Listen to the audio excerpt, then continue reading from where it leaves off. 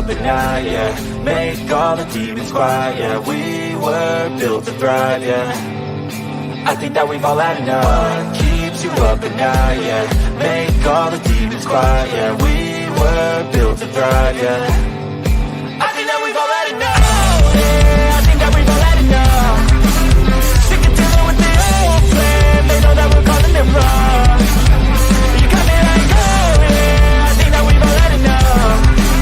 Sick of dealing with the old plan. They know that we're calling it wrong. Hey, it's too late to try to go contain it. A generation fueled by creation. We live lives on a small screen nation. We control the airwaves, no negotiation.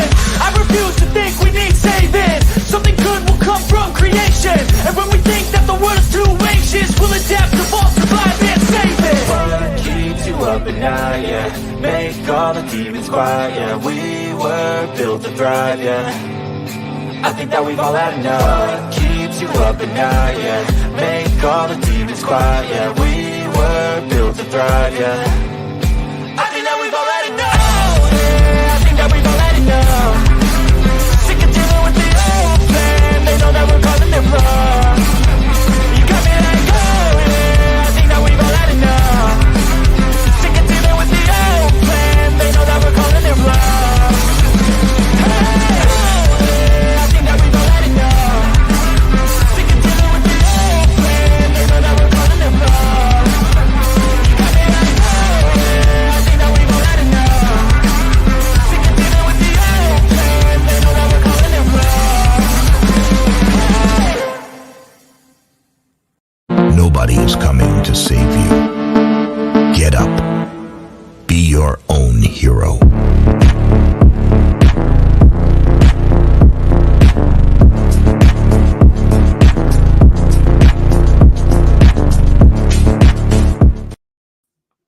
All right, good evening. Welcome to Sovereign Soul Unchained Mind. Still recovering from a little bit of a containment pressure test that I was doing some of the science up here. Some of you down on the ground call it a bong. Coming to you live 250 miles above your imagination in the International Fake Station. This IT nightmare behind you. I'd like to also let you all see my good friend Something Wong. He's my handler, and he likes to be up here and make sure that I'm towing the line. So I'd like to also welcome to the show from down on Earth. Man, that was a big one. Jesus Christ. We got Burn the Corporate Fiction with us tonight.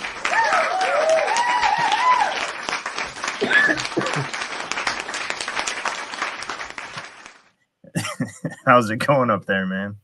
Oh man, really good. Isn't that right, my good friend? Something Wong. You need to fire your electrician. That's right. Yeah, well, shh, that's him. It's him back there. He said, "No, you don't fire me. I union. I am union. You don't fire me. You American. Fuck you. Oh yeah. You must read my book. Capitalism is dead. Your government is lying to you." Whoa, that's what happens. Oh my God, look at there. We got 37 people watching already. Look at all these people in here, all the good people. We got Push Button 62, got PayPal Me, Saddle Bums here, Tobin Schwing, Jehovah's lovely daughter Barbara is with us, Eric the Viking, Mr. Super Sidewinder, Angela Baby Carson.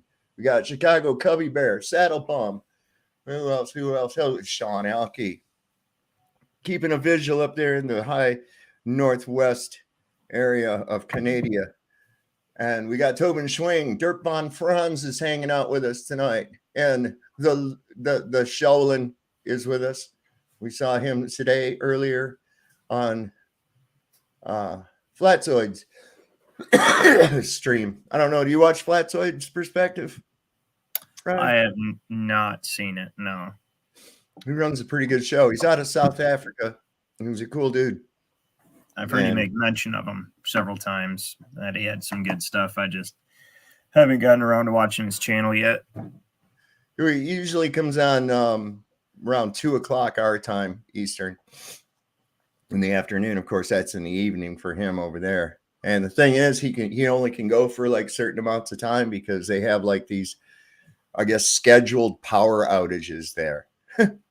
Yeah, So the rolling blackout thing for climate change or whatever. Yeah. Some kind of bullshit like that. Yeah, that's coming to a town near you soon. So I guess they sent something up to the moon. Am I hearing this correctly? Somebody said that they, but they didn't have no video of it at all. What happened? They said they couldn't release the video or some shit. I seen some guys on Facebook on one of the groups talk, and they're like, he's like, "Oh yeah, we went to the moon. Where's the footage?"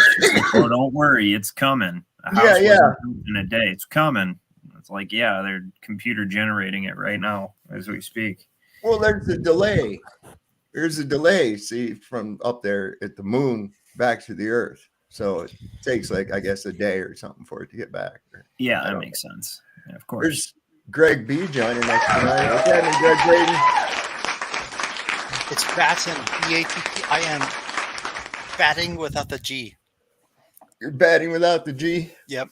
So you have not shown up in my feed since last week. Really? And you're subscribed. I checked my subscriptions, but I have been ghosted from you. So I have not shown up, or like, my favorite thing is just hanging out in the chat and like talking crap and stuff. Sure.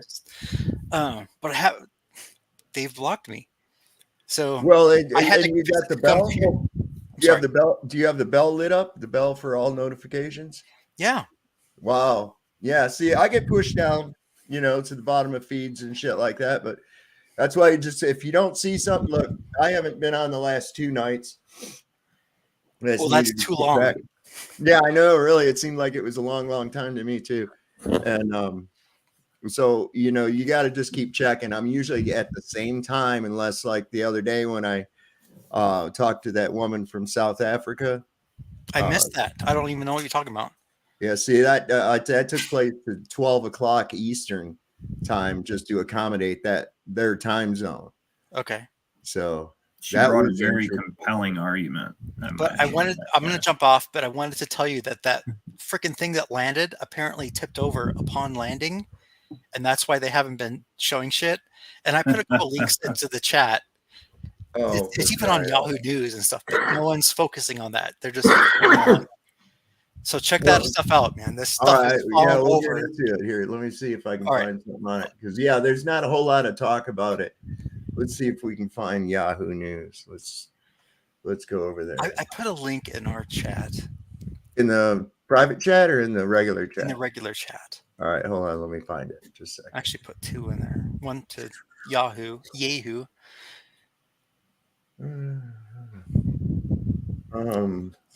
and then the other one was space.com, as if space has its own domain.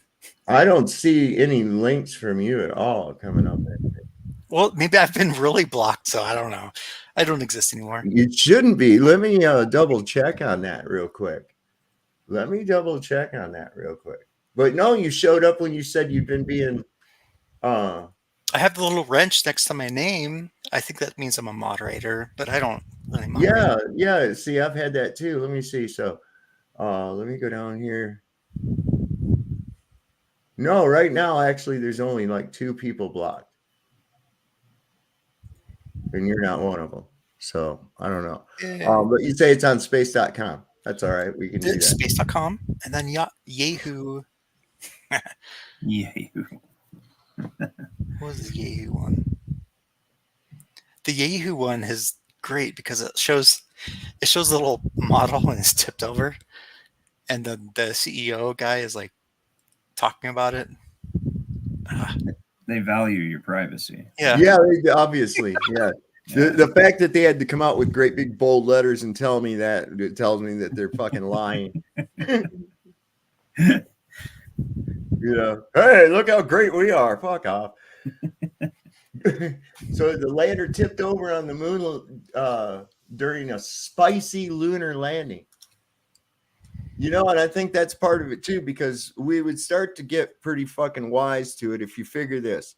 The very first time that they tried to go to the moon or anything, they did it flawlessly. Yeah. Right? And they tried to spice it up because it looked kind of suspicious with Apollo 13. But that in itself was a big psyop. And, so they got to have a mistake every so often. Because I've often said when you're watching the simulation that they're showing, do they ever have the simulation for, if it fucks up and explodes or has a sudden unscheduled disassembly, as they like to call it? We'll see. A disassembly. With this advance, like with the fact that the common person, just the average individual, has access to, advanced technology, they're probably, a little gun shy to put any kind of what they would pass off as footage out there, because they know that it's going to get torn apart immediately put through every filter and analysis imaginable. So it's just easier to be like, oh, it didn't record. It just, we had this mishap. We went though. We really went.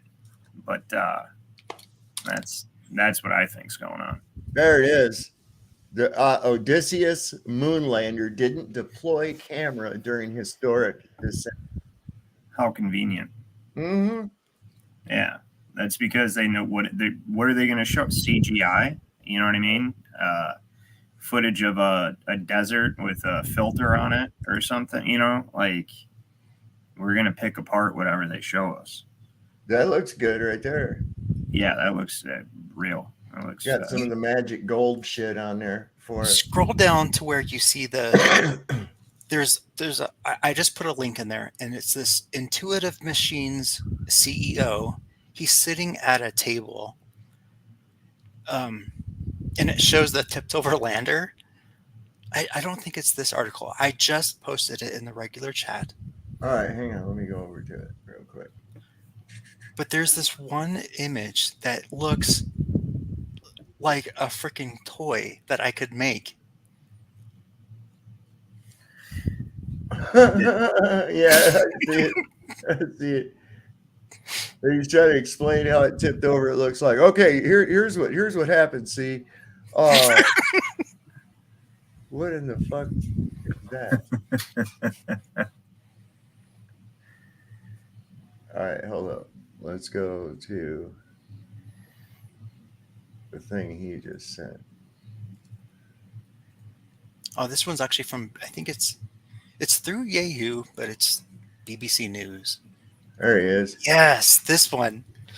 Let's check out these images. This dude like showing it. There's the model right there we probably just watched, and we thought that was real and really in space. And there's Sonic the Hedgehog trying to save it from falling on the fucking lunar surface. Jesus Christ.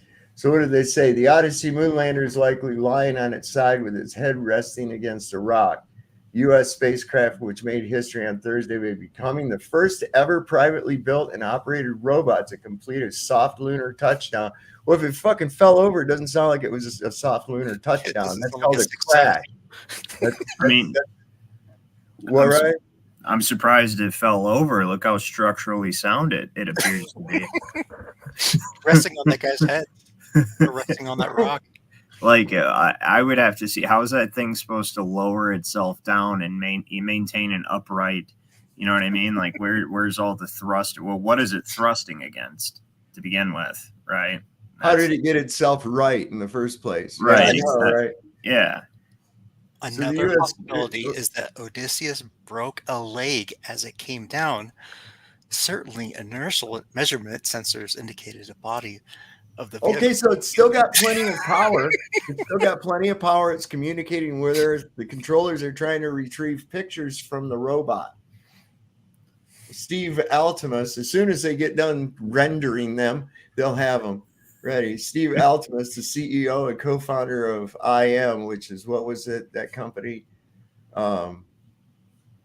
Intuitive Machines, said it wasn't totally clear what had happened, but the data suggested the robot caught a foot on the surface and then fell because it still had some lateral motion at the moment of landing.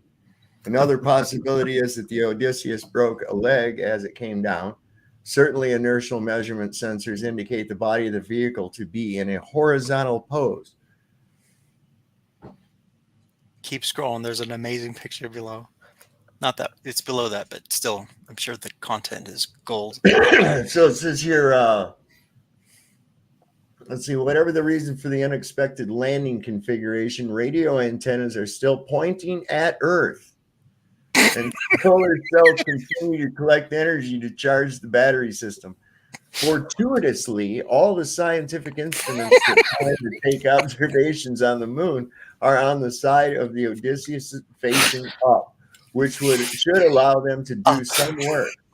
The only payload on the wrong side of the lander pointing down at the lunar surface is a static art project. We're hopeful to get pictures and really do an assessment of the structure and assessment of all the external equipment. Well, how are they going to get that? It's pointing up. It's got a selfie stick. Well, it's a good thing it's still able to transmit data all the way down here to Earth, right? There, they took a picture some 10 kilometers above. What the fuck? That's the picture? Well, look how distorted everything is. Holy shit. The robot had been directed to a cratered terrain near the moon's south pole, and the IM team believes it got very close to the targeted site, perhaps then within 2 to 3 kilometers. What is that supposed to be, that picture? What is that? It says Odysseus took this photo on approach some 10 kilometers above the surface of the moon. If you click on the upper right, you can expand the picture. All right. So they're actually saying that's there you a go. photo? Or lower right. Yeah, that looks real. Yeah, for sure.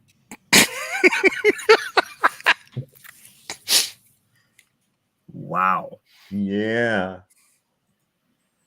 Amazing. Oh, there's what it was supposed to do, see? Yeah.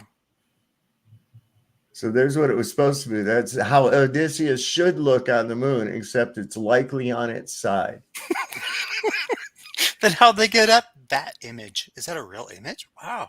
Well, they would like you to believe it is, you know. Well, it says artwork. The first word there is artwork, how Odysseus should look. The next Right, but one it is looks gold. the same. There's a photo. Odysseus So arrived that's the in lunar toy orbit. one that I say I can make that once you expand it. But read the paragraph first. Let's take a look at this thing. Okay, there's this bag. Yeah, made out what of is magic that? gold foil. It's gold mylar. Look at those hoses and their connections. What is it capable of containing inside, you know, as it travels through a vacuum? Nothing. Right. Fucking thing would tear apart. Look at what's this? What's this fucking seam rip? Right. Holy shit. Look at those legs too. Like it looks like a trombone stand. They really spare no expense when trying to fool the public. That's for sure. Okay, so they named it Odie. It says once the sun sets on Odie, the batteries will attempt to keep the vehicle warm and alive, but eventually it'll fall into a deep cold, and then the electronics that we produce just won't survive the deep cold of lunar night.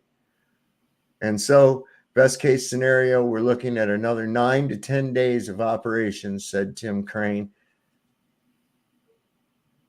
It says the Odyssey arrived on the lunar orbit on Wednesday, and it's Wednesday to prepare for the landing. And this is like, oh my God.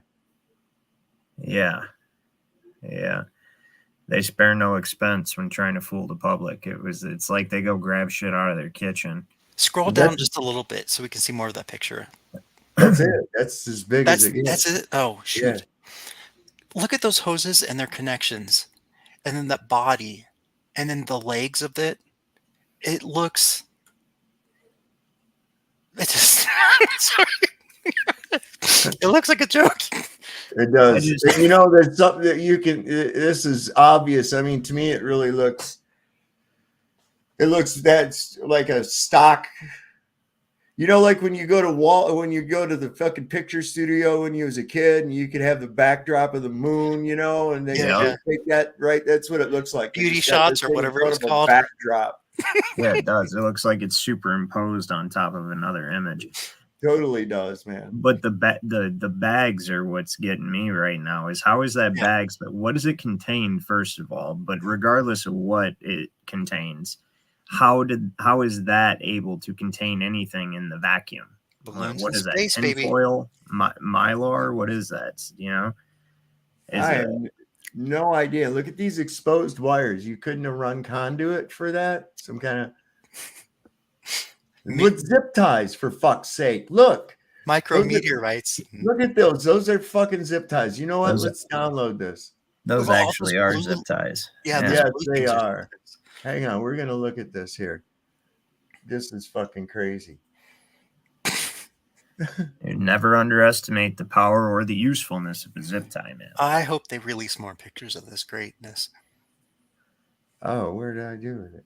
They're not going to, because for this exact reason. Right here, they're going to release the bare minimum of any kind of pictures and just sell everybody on the hopium that it's real. Yeah.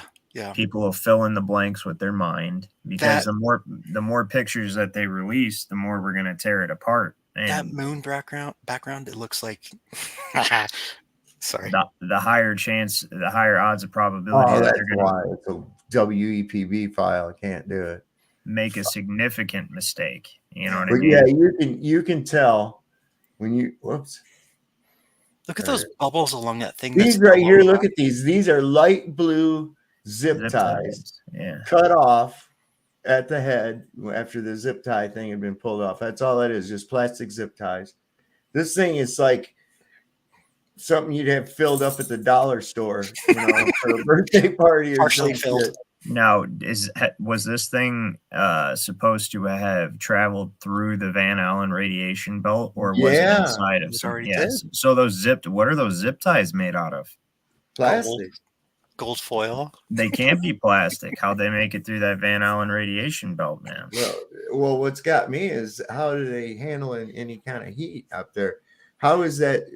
Look, if this thing obviously has some kind of gas in it, right? This gold thing. That's what I'm saying. Yeah. Now, what we're told is that the moon, the atmosphere on the moon, or the pressure on the moon, is 10 to the negative 11 torr. Mm-hmm. Okay. And here where we're at is 760 torr, 14.7 psi is 760 torr. That's 10 to the negative 11. All right. Have you ever seen what happens to any kind of balloon in a vacuum? We can't even get a vacuum to 10 to the negative 11 torr. Okay. Hey, Dave, I've taken my family to Disneyland, and we've gotten those balloons that has the Mickey ears. Yeah. Enclosed in a bigger balloon. And then we drove back to Colorado, so over a mile up in the air, and the thing is itty bitty. Oh, yeah. Compressed in. You went from Florida. It's just smaller. From Disneyland, not Disney World. Oh, okay, Disneyland. All right. But would have been worse if you'd gone from Florida. I know, but that thing lasted a long time. But it was itty bitty when we got to Colorado. Sure. It wasn't. Sure, it all compressed in. So, how does this thing keep its pressure? Well, it would have actually. It's probably made out of the same stuff as the hijackers' passports. The thing is, your ball actually getting smaller is because here's the thing about a balloon, right?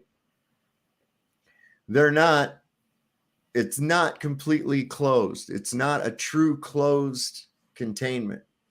Latex still has porosity. And this is why a balloon, even though it's tied up, sealed up tight, over a period of time will shrink down and start to get smaller. Porosity? Yeah. Like it's porous. It has a certain amount of porousness to it. Okay. Look at what Jerry, son of Mick, said in the comments. It's pretty funny. Who said? Jerry. Funny that you must use metal zip ties on fire cable for obvious fire durability, yet plastic ties for space travel is fine. Yeah. I know, right? It's shit like stuff that, surplus from Radio Shack or something when they went out of business.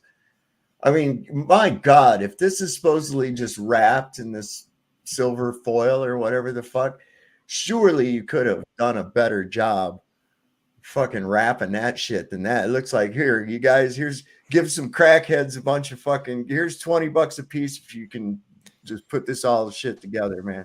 Look at those bubbles in the lower left. It's like a strip of those bubble pop things. This thing here? Let's see. You can't. Oh, I see it. I see it. Oh, this right here. It's like bubble wrap. It's like a cube. It looks like some kind of a cube with. You can't be spending too much money on fooling the public. Then black budget projects are expensive, man. You know what I mean? Yeah. I just wanted to show you that, guys. I'll pop off now. See ya in the chat. All right, later, Greg. See you, man. We got Joe Cool has joined the crew. What's happening, brother? That's good, gentlemen. Oh, we're actually doing a show on perspective tonight, but they just launched that thing, and we got to talking about, oh yeah, they don't have no video of it or anything, and now they're saying it's because it tipped over. You know, kicking that old can down the road all the time. You know, kicking that can on there. Dude, I've been kicking that can down the road since I was a little kid, man. I've been watching it. I wasn't too enthusiastic about the pictures that they were going to get anyway. I didn't have high expectations. I'm still looking forward to see what they get, though. Yeah. Well, we'll see what they make. Yeah, they're going to make something. Dude, I know you are not a flat earther. All that shit I hear you talk over there on your channel, no chance you're a flat earther, bro. Oh, man. For me, I keep it simple, man. That's what really, really brought me to it. There's no curvature, for starters. And you can't have a gas pressure system without containment. Those two things are just physical. Nobody can show evidence of curvature anywhere. No matter what, no matter how far away something is if you have a powerful enough optical device, you can pull it back into view. There's no we see too far. I don't know what within the limits of opacity of the medium. One of the things is I hear a lot of times from Globers, they say, "Oh, so how come I can't see? How come I can't see the fucking Eiffel Tower from New York?" And it's like, okay, so let's take a look at a bunch of factors. How tall is the Eiffel Tower in the first place? Over what distance? Now, what happens to things is they move further away from you. They, of course, become smaller, right? So things in the foreground can actually dwarf, small things in the foreground can dwarf other things that you're trying to zoom in on because of what's called foreshortening. So like a 3-foot wave at a quarter of a mile away from you can actually obstruct a 250-foot tall object 25 miles away just because of your field of view. It's called foreshortening. I've got a great picture to demonstrate foreshortening with. Let me pull this up real quick. Okay. I gotta stop that screen. I have to present this screen here. Okay. All right. So we all know that rose is not gigantic, right? The rose is the normal size of a rose, but it seems like it's gigantic in this photograph. And that's because she's holding it very close to you, right? So it's the same thing as like when I've shown before, my thumb will not cover my face. You can see that because comparatively, they are much different sizes. Here's my thumb. This is my face, right? They're comparatively different sizes. But due to perspective, I can actually cover my entire face. You guys can stop looking at the picture and look at my camera up here. See how I've done that? And that's called foreshortening. So we know that this rose is not as big as this woman's head, right? We know that this. Go ahead. I thought you were done. Go ahead. We know that this doesn't apply, though, to what he is talking about. Because the first thing one of you guys said, you said, Saab, when things go far away, they get Right. smaller. We Right. know that.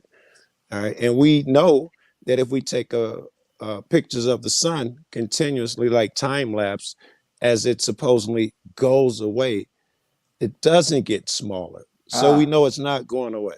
Actually, we have to take into account another factor that comes into play. And this is what's called atmospheric lensing. Okay. So one of the other reasons that you have limited distance laterally is because you are standing at the highest concentration of all the shit. You are standing at the concentration of all the gases, all the dust, all the water vapor, because of course it's coming from the earth. So you're looking through a soup, basically. So, of this. if I could interrupt, not as apparent at short distances, but over long distances. This is why things in the distance start to not only not be able to be seen, but they start getting hazy looking. And why is it everything else I've ever seen when it goes away at a distance shrinks? Airplane, boats, everything else gets smaller, except the sun and the moon. They must be really far away. All right. So what do the sun and the moon have in common? They're in outer space. No, floating around. They're not in space. What they have in common is there's light emitting from them, right? All right. So what happens? Yes. But go ahead. All right. There's not light coming out of the sun? You don't think there's light coming out of the sun? There's no light emitting from the moon. It's just reflection. Well, even if it were reflecting, Joe, even if it were reflecting as you believe, it's still emitting light from the moon, right? Because the sun is obviously not in view. All right. It's just the word so both objects are emitting light, correct? Well, I'll take your definition. Yeah. All right. So what happens to light when you look through a moisture medium? Same shit. If I take my flashlight and go, it gets smaller too. Flashlights, spotlights, they all get smaller. All right. So wait. If I shine a light at you, a flashlight, yes, from 5 yards away, it doesn't look like something this big. If I'm shining that right at you, you can't really tell how big the fucking thing is because all you see is light. You see a ball until you back up and get away from it, then it gets tinier and tinier, and it's clear that you're moving away. Yeah, okay. So then you'd have to get like about 50 Earth widths away for that to occur. All right. For what to occur? The flashlight or the sun? All right. You see, you still haven't let me get to the point. Do you know what atmospheric lensing is? But you're a 50-minute definition. I'm not really interested. Hold on. Do you or do you not? It's a simple yes or no question, man. Do you or do you not understand? It's not a simple question. The answer is do you yes. understand it? Okay, you do understand it. And what does atmospheric lensing do? See, it's not a simple question. I'm not jumping through hoops for you. I'm not going to do it so you can give me your definition of atmospheric lensing, and we take 20 minutes of this nonsense. All right, you tell me what atmospheric lensing is. I am not. I just told you I'm not going to tell you. If you have a point, make it. I'm not going to help you. Say you don't know. Because I won't tell you. I don't know. You're brilliant. Well, no, it's not that you won't tell me. If you knew, you would know what you're talking about. I'm not some baby in second grade psychology works on me. If you're making a point, make it. Okay, and I told you this was going to be an extended conversation. All right, then, you must understand it. All right, then, simple. Since you understand it, the reason that you don't see that much change in the size of the sun is due to atmospheric lensing. Okay, now you know. Now you know. Yes. No, you already know what atmospheric lensing is. I wasn't about to talk about atmospheric lensing. I was about to go on with something else, which is it's funny how atmospheric lensing only affects, again, the sun and the moon. Everything else it doesn't just affect that at all. Atmospheric lensing doesn't affect a large ship. No, it doesn't just affect that at all. I wasn't because it was a fucking straw man, Joe. Well, I'll cut you off next time. It was a straw man. I'm not going to let you. It's only fair, right? I'm not going to let you blow straw man around. Well, great. We'll both do it in a conversation. Here's a simple thing, though. All that aside, like I said, I keep it simple without the atmospheric lensing and all that stuff. There's no curve, right? So from Warren Dunes all the way across Lake Michigan, you can see the Chicago skyline. on a clear day. That's over 50 miles. No, you across the cannot. lake. Yes. No. Yeah, you literally hear That picture you're talking about has literally been debunked. It was more like 30 miles, and you do you know go what they say pull it up the is? Chicago skyline picture. Yes, I'll show Do you know what do they say it is? They try to tell you it's a mirage. No, that's not what they said it is. Okay, No, I that's got the not a article mirage. right here. I'm gonna send it right now to my dad. Yeah, you're talking about the well, I don't know what that particular article says. Somebody probably was perhaps mistaken and said it was mirage. ABC Listen, 57. all right, here's what it is. All right, it's ABC ABC. 57.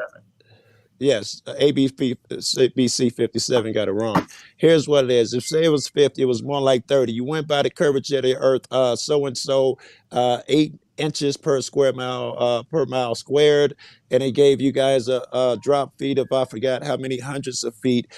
Truth is it was 30 miles away. They retook the same exact photo and measured it, and the drop would have covered up the bottom floors, and you'd have saw the There's top literally floors. a map with the distance in this article that he's about to pull up. All right, it's like two physical locations. I got this one, and I got the one you just sent. So here we go. Yeah. I'm sure that you've seen this picture before. The Chicago skyline being seen from 60 miles away.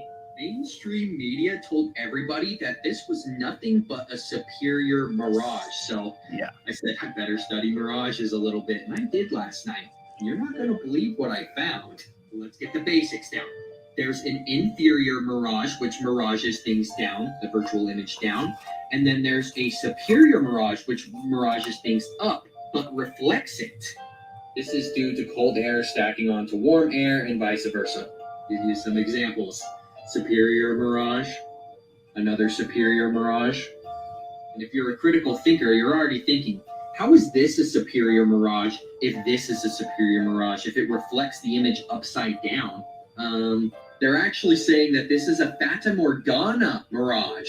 You can read here about them. Here's mirage, another example. And now you're thinking, okay, like, makes a little more sense, but why would it be directly connected to the skyline? If it wasn't the skyline, it would be up. Like, I don't know, still problems, but what if I told you that this type of mirage isn't happening either, though? I messed with the contrast, the brightness, and other things, and I'm seeing the skyline again, guys. I'm wondering if this isn't the skyline here, and this is just a wind line that came through and caused the ripples in the water. I did the same thing for the other picture. Do this yourself. And is that the skyline actually right there? Right behind the boat going across? And this is again another wind line creating an optical illusion? I'd say yes. So guys, don't get misled when you're looking into superior mirages. This doesn't happen. Ever. You think that the bottom of this boat was perfectly just gonna be refracted into the sky, not connected, like dude, seriously, guys, you just magic, huh? They think you're so stupid. Seriously. They're saying that this is a superior mirage. The sun backlighting the Chicago skyline, there's like they think you're this dumb. Really? Wow. And I'm not going to move on today, but there's a specific heliosexual going around on lives saying that inferior mirages are the curvature of the earth. No. Inferior mirages are the most common mirage that we'll see over the ocean. There's no curvature to the earth. Look how obvious this is, though. Look at this Fata Morgana mirage. Oh, it's just a wind line. They tried to get away with this one, too. They tried to tell you this one was, too. This is a wind line coming through. This is water. This is reality. If you want more content like this, follow me. And check out my link tree. Be a fool to follow that boy, Ron. He took an argument. Actual article. I'll tell you what, Joe. I'll tell you what. That moron has destroyed every one of your Globers. Every fucking one of them. He has destroyed. I couldn't believe that for a second. I guarantee if you pull one up, we'll have different opinions. But I just sent you something, Sav. You know what? Mine. I saw it. I'm going to play Ryan's hit. Can you? Oh, it's not a play. You just look at it. You can just fast forward it to like 4 minutes or something, 4.5 minutes or something. Here's the thing, Ryan. But yeah, he took a poor argument. All the arguments the flat earthers use, I could make a video about it and talk about how bad it was too. So this is the actual article where the person presented the photo and they tried to say it's a mirage, which that kid just obviously debunked that explanation. No one would have assumed it was a mirage. You don't have to sell me that it's not a mirage if that's what you're trying to do. These are two physical locations. So this photo has never been debunked, as you would say. These are two physical locations. This is Chicago and this is Warren Dunes. And you can actually verify the distance between the two locations from where the photograph was taken. And it's over 50 miles. That should be impossible. Let's do it. So with the what? Check. We can debunk the video. It won't take long. Sav has it in the backstage right now. Yeah, it's a Simon Dan video, guys. There is the biggest honesty guy I've ever seen in my life. Good old Simon Dan. You really take that guy serious, Joe? I don't even know the guy. Really? I know everybody here. Put a 1 in the chat if you've ever heard of Simon Dan. Oh, that's the wrong place. Hold on, I gotta go here. There we go. Well, where the fuck did it go? I know I just watched the goddamn thing. It should be in my watch history. Maybe if what the hell? My watch history only goes back to February 8th. Are you fucking kidding me? All right, wait a second. We're gonna have to want to resend it. No, I have it on my phone. I'm trying to get it on the goddamn computer. And it's, I don't know why I don't have any watch history. Oh, I know why. Hold on. I'm under the wrong. It's still up. It's still open. I'm under the wrong account. That'll do. All right. Simon Dan, huh? Now listen, this guy's a prick, so I'm gonna have to speed him up or something because he'll copyright strike. He's a dick. This guy's a real fucking dick. In fact, I don't even think I should play his shit. You better not, because your buddy here is gonna have to face reality. Oh no, from Simon Dan? No. Nobody Simon Dan ain't debunked a fucking thing, Joe. Only the gullible will believe that. What's funny is how globe people who believe in the globe, right? Who actually believe these cartoon, there's a couple things. Flat Earth is observable reality, right? If you weren't indoctrinated from a young age to believe you're on a spinning water ball in the vast expanse of nothingness that's ever expanding, right? If you weren't indoctrinated to believe that there's nothing about observable reality or your daily life that would ever lead you to that conclusion. Secondly, I disagree with that clearly. You can observe the sun and the moon. You haven't explained to me. Are you on the sun or the moon? Hold on. Are you just cutting me off? No. Every time I talk, it is not your cue to cut me off. He thinks he's got one. Let him go. He thinks he's got one. Go ahead. Yes. You've never explained to me. What should I call you? What should I call you? Burn. Call me Ryan. Burn. All right. I'm cool with Burn. All right. You haven't explained to me why the sun and the moon don't get smaller when they go away. As you know, because we're talking about observable facts, why they don't. You know it's not because of some mist or some weird stuff. If you put a time lapse on them, they should get smaller like everything else. And they don't. Are you really that dumb? You could observe. You see what the flat earther, you want to talk about globers, you cats really love the insults. And then when someone insults you back, you play victim. You just said, through some kind of mist or some shit. You don't think there's moisture in the air? No. I am not going to let you go. There's no moisture in the air. There's no dust in the air. There's nothing when you like feel that, like right? it. It's all calling just me a name and right? then deflecting to what you want to talk about. No, I'm not interested in doing that. Well, I mean, come on. Don't say, you straw man shit by saying dumb shit like that, man. And you can't help yourself but interrupt because you're a child. Thing in the air. There is. It's provable. It's demonstrable. We know this. They have a fucking visibility index in your That's weather why I was forecast talking to every you, day, Bern, right? because you're not going to say crazy stuff. That's exactly the answer, though. That's what he said is actually the case.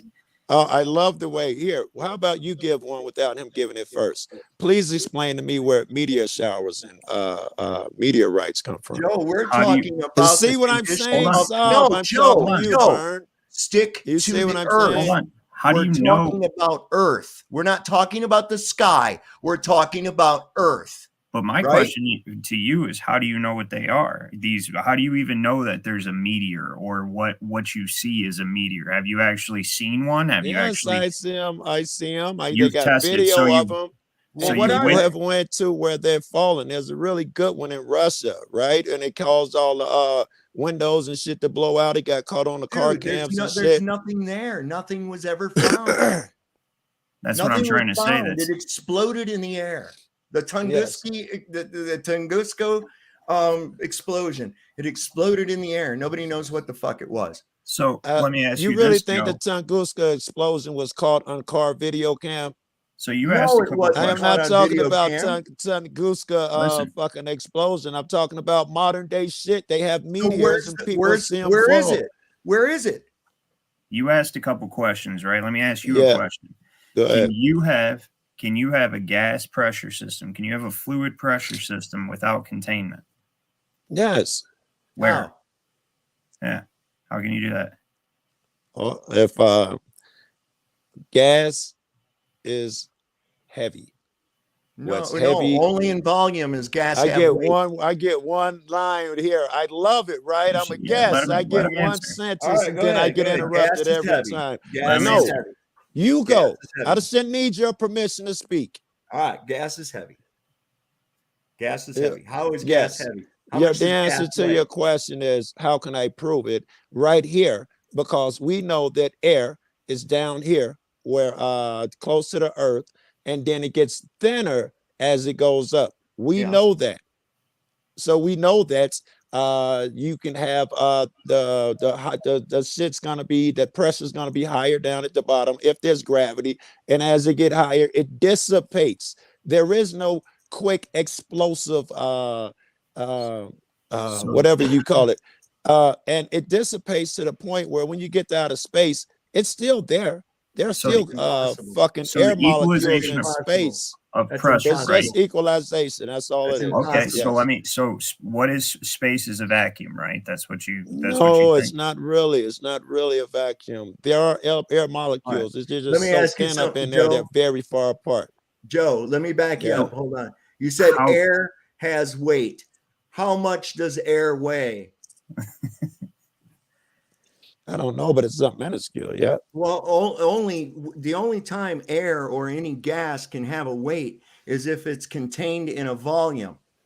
Okay. So yes, because gas molecules are not bonded to one another. You understand? And so they travel in all directions.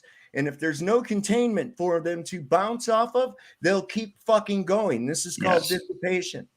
Okay. Yeah, the air dissipates. You cannot have any gas pressure whatsoever without containment. And I know what you're going to say. You're going to try to say gravity, but gravity cannot act on a gas because gas molecules are not bonded. They travel in all directions. They give a fuck not about your theoretical gravity. Gravity cannot act upon gas. So what is gravity? No, what is gravity? What is gravity? What is gravity? Yeah, what's gravity?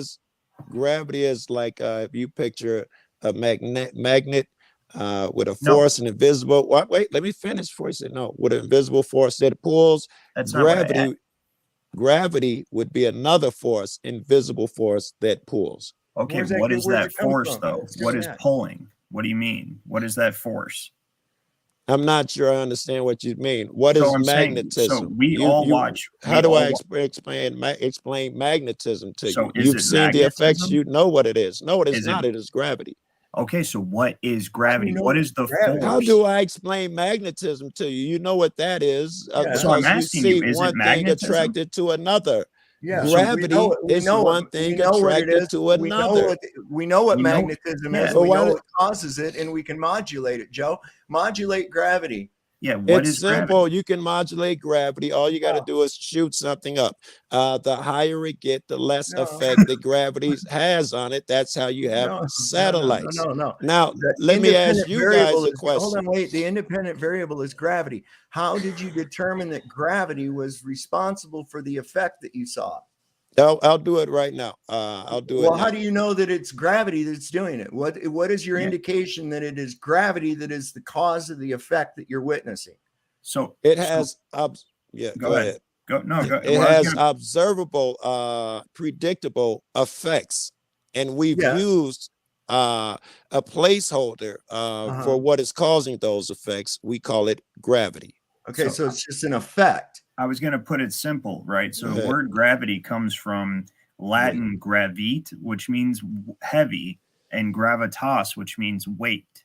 So when you say something falls because of gravity, you're saying it falls because it is heavy or because of weight, right? That's not, but No. we're not asking, we're saying what is the force, right? Yes.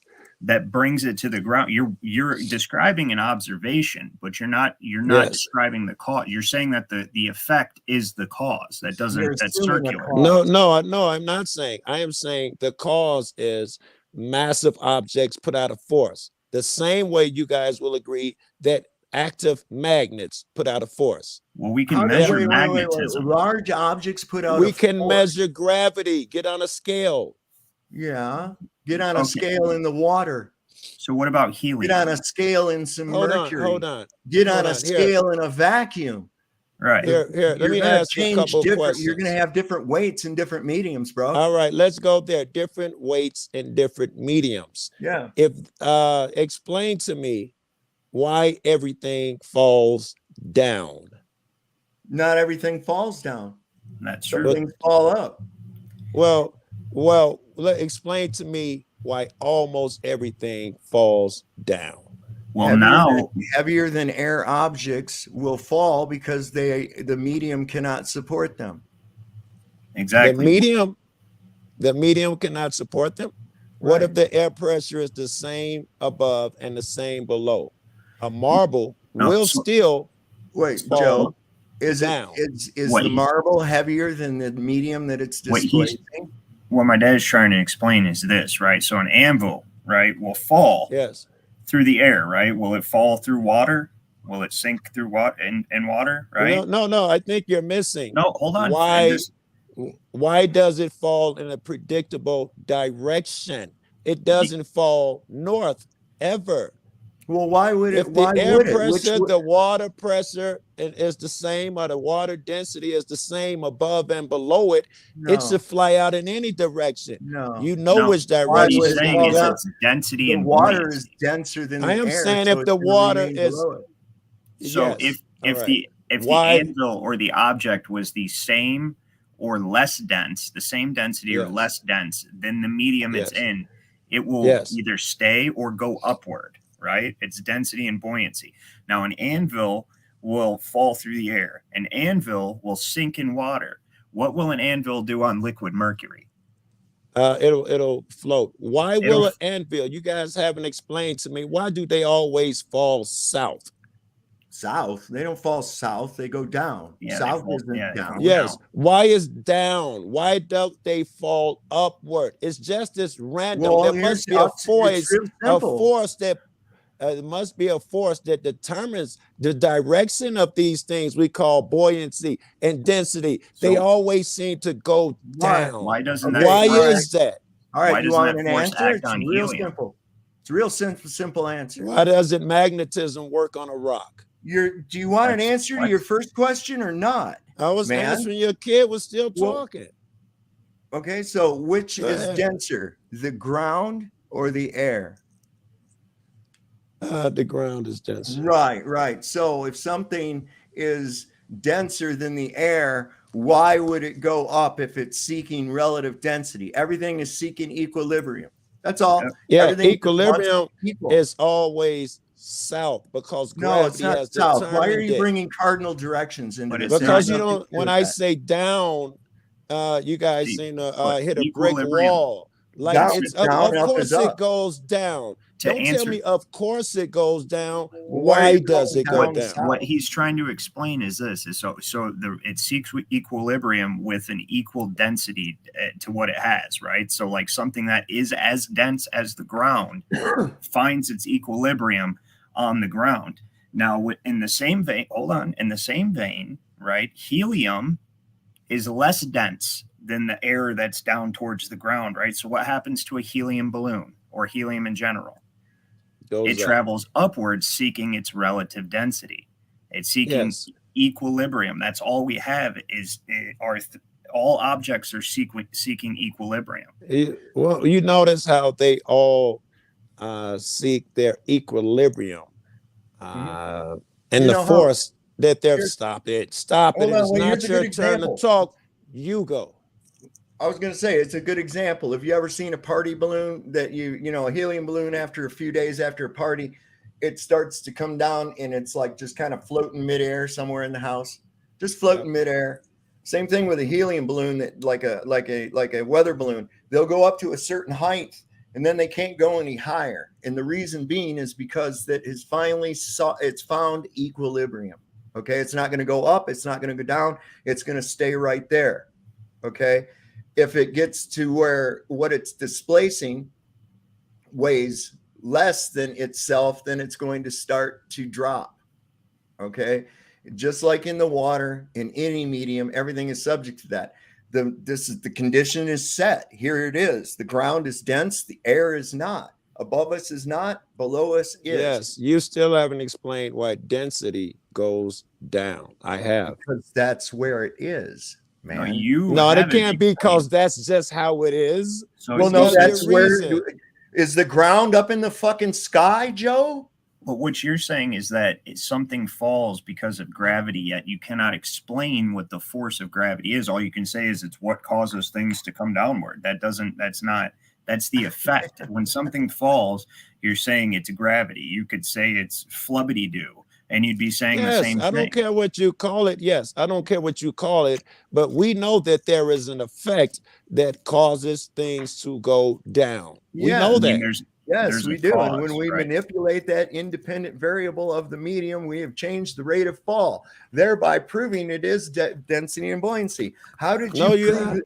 How did you because prove that fall it was will always be how did you determine that it was Nothing gravity, falls up. Joe? You were unable to actually modulate or isolate the independent variable of gravity. How was that ever done? I explained that one to you too, but No, that would you be at never the have. point. You never that have. would be You know why? Because it's never been done. I'm sorry. When you ask my shit, why don't you do me the favor of letting me give you my shit before you dispute it? Do you understand? Every single time I've spoken, you've taken the liberty to interrupt me. It's extremely rude and disrespectful. All right, Joe, You just get the fuck on with it because this is getting off the topic of my show tonight. I'm sorry you don't understand. No, we don't. We don't have to. We can talk about whatever. I don't. I don't like. Well, I mean, I'm just sorry anyway. you don't understand fucking physics, man. Or being disrespected like that. You have cartoon physics in your head.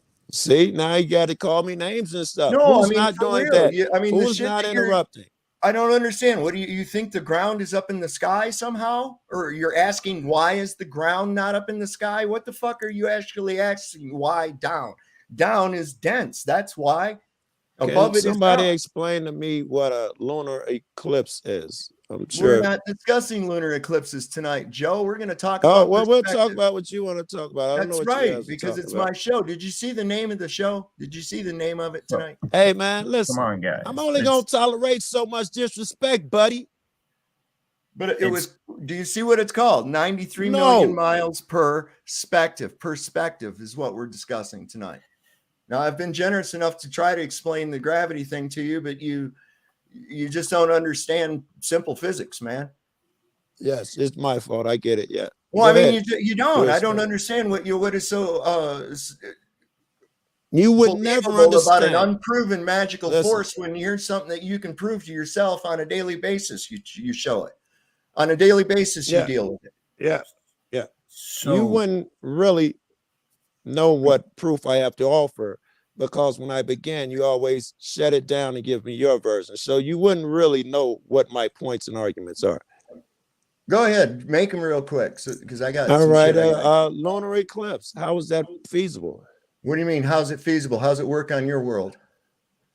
The Earth goes between the sun and the moon, and our shadow hits the moon.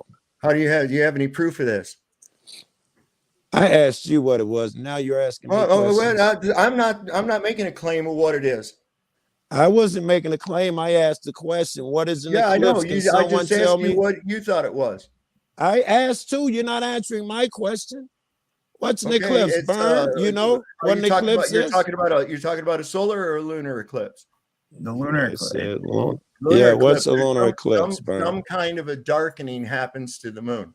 Theoretically, what I think, because I study occultism and have for years, and I do believe that but this of course can't be proven the same way that the heliocentric theory of the eclipse, or what they claim the eclipse is, cannot be proven.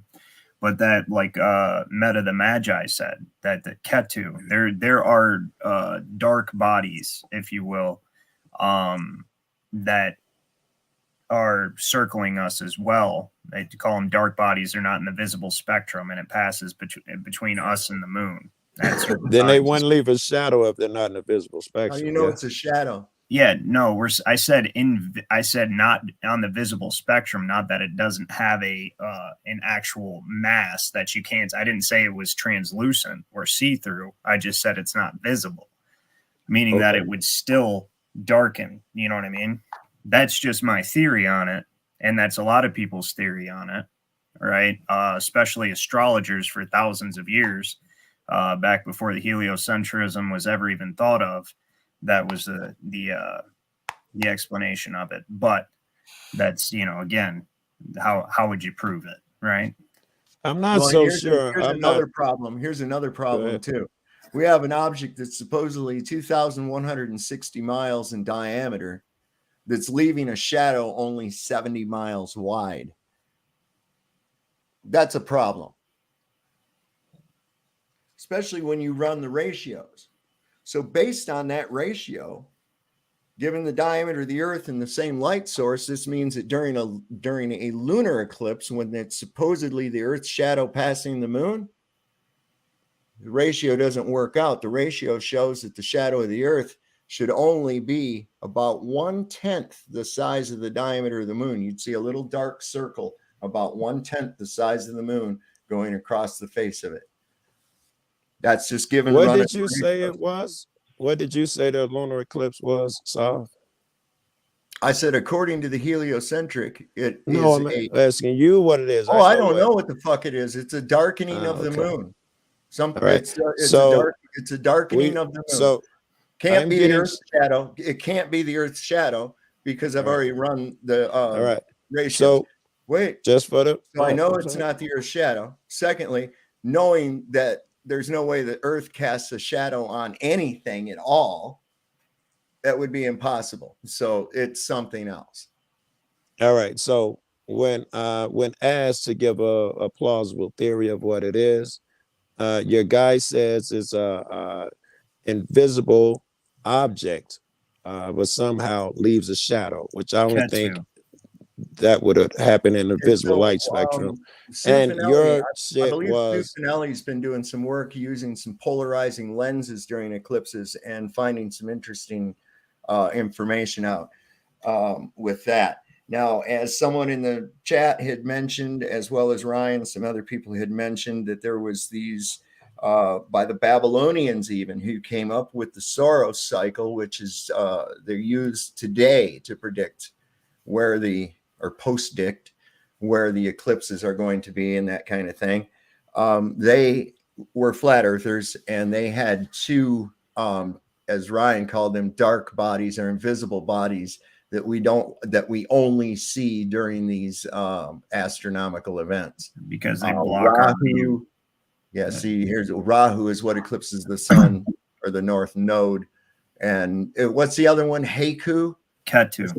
K2. Yeah, there's like Yeah. supposedly I'm not 2 of them. sure That's what they call invisible them. things cast shadows. I'm not We sure didn't that's a say, thing. we said that we couldn't see them, but not that they don't have they take up space, like they're not translucent. You can't see through them. They're not transparent. You're They saying are they block the moon from my view, though, right? right. I'm When they saying go we cannot past. see them, but not that they are like transparent. Like you cannot see through them. That's the thing. You cannot see them, but you cannot see through them. That's See, the theory. That's why we they're have called to dark first bodies. weed It's a out those. bad theory. If invisible things cast shadows, as I think you No, are the saying invisible they thing's are, not they'd be all over the It's not ground all casting a day. shadow. Oh my It's fucking blocking. God. It goes Blocking the directly light in the source. path. Yeah, It's so that blocking the light it's coming source. between our That's vision. called a shadow, Sav. Blocking the Yeah, light yeah. source The is called a shadow's shadow. what casts. So the thing that's going in front of the sun, The body say itself perhaps is in a front. polarized object of some sort. Blocks the light source. Right. It blocks, but it's not a shadow. It's not casting a shadow. It's literally in between our field of vision. Yeah. And the thing we're looking at. Well, what we have to know even what the sun is. What is the sun? Where is it exactly? We don't have answers to this. They've had answers forever. No, they haven't. They've had answers, but they're always wrong and they're always changing to suit their fucking narrative. It's gone from 3 million miles. It's gone from 3 million miles up to 107 million miles and back down to 93 million miles over the course of 500 years. Okay? 400 years. Well, some people got it right. I'm sure some people guessing got it. Blind. I'm sorry, Well, Sav. When I start to talk, you got to stop that. Which one, though? Which one got it right? No, I can't endorse that behavior. You just think it's okay to cut me off every time I start talking. All right. I forgot what I was trying to say. You just can't even help it. One of them got it right, and I asked which one. Oh, yes. I would assume that many people got it wrong. And just because someone can look forward a couple 100 years from then and say, look at all the people got it wrong, doesn't mean that some didn't get it right. There has been a line of people that got it right for hundreds of years as well. In fact, the guy that you hate with the two shadows, Aristophanes, I mean, it might have been the one who did it. Even exist, I don't know who it was, but he the didn't two even shadow exist. thing. If you really I don't know. Who, what? Have you really thought that out? Yes, I have. I've looked into it. I saw a guy do it and watched him do the math and all of that shit. Right. And you never wondered. In fact, you never wondered how a guy in ancient Greece was communicating 500 miles. No, that's not how you would do it. That's not how you would do it. You would go 500 miles. You take the measurements here the day before and at the exact time the next day, then you take the measurements. No, the sun's That's how never you in would the do it. same position except twice a year. That's it. Twice a year. It'd be twice a year. Be close. No, twice a year. I heard you.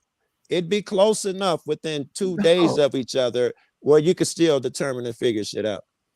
It doesn't move that much from one day how long to did the it next. take a motherfucker to walk 500 miles? Yeah, that's what I was just thinking. Well, you wouldn't do it. Like I just watched the guy do it on a bike on YouTube, and he took the longest road somewhere. He rode it on his bike, but he did it with a walkie-talkie. He had his friend there. Yeah. See, Aristophanes didn't have a bicycle or a walkie-talkie.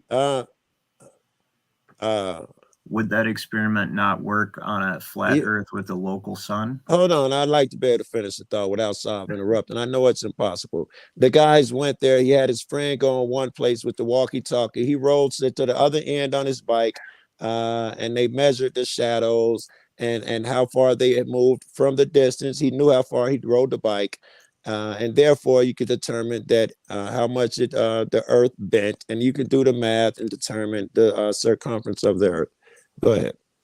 What was why would he have an idea that there was a circumference to the Earth in the first place? So he went into it already with a predisposed idea based on nothing. Yeah, he thought it. Hold on. Okay. We also have to take into account that he didn't have an odometer. Okay. He didn't have a bicycle. You know how they measured the distance? They walked. Okay. This guy counted his steps. They had a guy that walked and counted his steps and didn't lose count or nothing, right? So I'm buying this, right? I'm buying who this. would do a That the guy caveman went, experiment like that? I mean, people what? are smart. Who would do What? that caveman experiment? People are smart. They know distances. They know time. How did they know distance? Where did they get How that did- from? A guy Oh, walked it and counted his steps, Joe. Read about it. Do you even know how this shit was done? That's what I'm saying. You got to look Yes. beyond the little fantasy story that Yes. Nuts tells you, and look. No. into I the told reality you. of it. I'm sorry. Everything I've told you, I've been clear to give observable stuff. I haven't given anyone else's opinion. I've given all things that I can observe myself. So All you right. can't use the argument that I'm being indoctrinated. Have you ever observed a local light source and objects in a room casting different shadows of different lengths based on their location to the lighting source? Have you ever witnessed that? Have you ever observed that? I sure have. I think if I understand what you're saying, do I understand how my light here shines on a basketball across the room? I think that's what you're That's asking. not what I'm asking at all. All right. Have you ever seen like objects casting different length shadows on a flat surface based on a local light source? I guess depend on the width of the light source. For The instance, lights in the ceiling. I don't know if that'd be appropriate. You need a much. It's a phenomenon. It's a phenomenon that I'm sure that everyone, just based on what I just described, has seen and witnessed an observation It wouldn't work of though, different length shadows on a flat surface with a local light source. It wouldn't work with what we're talking about though, Sure it because would.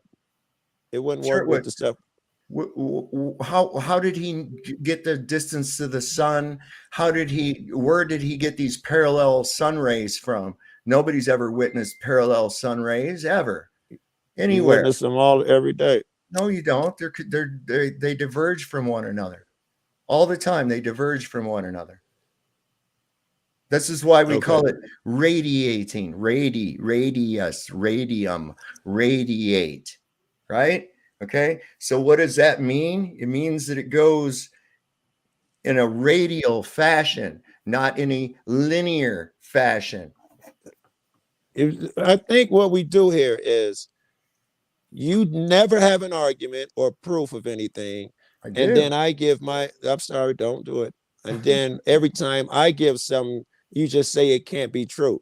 But you never know how anything is done. You don't know what the moon set is, the sun, and gravity. So you don't have an idea of anything. You just say mine isn't true. I think that's what we're doing. No, I know more about what you supposedly believe than you do, even, Joe.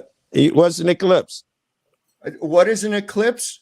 According to the heliocentric model. See, you don't know. You're telling me what someone else says. You don't know. It's your fucking belief. You are a I can give you my belief, buddy. I didn't ask you what I believe. Do you have one? I just told you you do not. And you just proved me right. So here's the thing, though. You're only appealing. You're going to tell me, authority. if I ask him a question, you're going to tell me what NASA says. How does that help me? I can go get NASA to say myself. So you just got your own made up idea of what a fucking eclipse is? Or you go by what the mainstream explanation and I said, you don't have one, and you haven't proven me right yet. You haven't What proven is your theory? Wait a second. You haven't proven your case at all. You told me some nonsense about a shadow, and I showed you that the ratio doesn't work. Again, I give you my theories. You have none. I do. What's an eclipse? What is an eclipse? An eclipse is where the sun or the moon is blocked out by some object in the sky that may or may not be at times the moon. Do you know what that object is? What? No. I'm asking you for your theory. No, I don't. Okay. Why That's would that your theory of an eclipse? Why would that be necessary? Well, for you to have a strong theory, it is not a strong theory to say what is an eclipse. It may be something blocking something in the sky. It's a weak theory. I'm going to put forth a scenario to you, and you tell me if this is logical. because remember, Yeah. you think logically, okay? Mhm. So one day, and then I'm borrowing this from Jaron or what's it, one Okay. of those guys. Okay, this is pretty good. Okay, so one day I'm going through some shit and I find some adoption papers. And I Yeah. find out that I was adopted. Yeah. Okay. And I see the paper there that's signed by the court and everything like that, showing that I'm adopted. Yeah. And I'm like, holy crap. Wow. So I come to you and I say, hey, man, look, I'm adopted, man. And you say, well, who are your real parents? And I say, fuck, I don't know, man. Everybody's lied to me here. I don't know who my real parents are. And so you Yeah. turn around and say, well, see, then that means you're not adopted. That means that those are your parents because you don't know who your real parents are. Now, because I don't know what something as opposed to knowing what it's not doesn't No, mean. no, I get the difference All without the right. story, and it's a good story, but I still get the difference. But when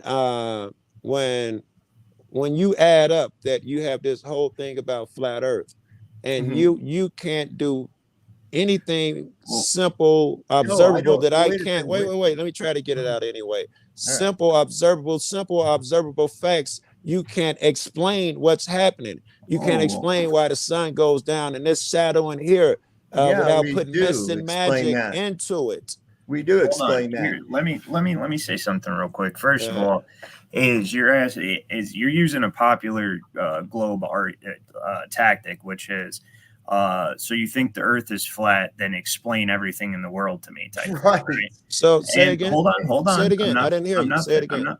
I'm not finished. Repeat it. I don't want it to go to waste. Oh, I said that you're using a common globe tactic, which is, oh, you think the Earth is flat, so explain everything in the world to me, right? So, Okay. Yeah. secondly, you are asking him what certain things are, like eclipses, and these are not simple things, even by heliocentric standards, right? Thirdly, he's actually saying, he's admitting, I do not know what it is. I just know that what they say it is impossible, which to admit to not knowing I something give you credit. It takes is a courage to whole, admit it's, that you no, it's don't not know courage, it's something. wisdom. A wise person knows when to say, I do not know, right? But you, when he asks, what do you think an eclipse is? You Yeah. appeal to authority, okay, things that you were Yeah. told, right, which you've never verified for yourself. You were told these things by an agency or agencies which have been proven to lie Listen, constantly. you guys keep using that argument. I'll say this again. Everything I've spoken about here tonight has been through my own observable So the eclipse. So observations. what do you think an Yes, eclipse is?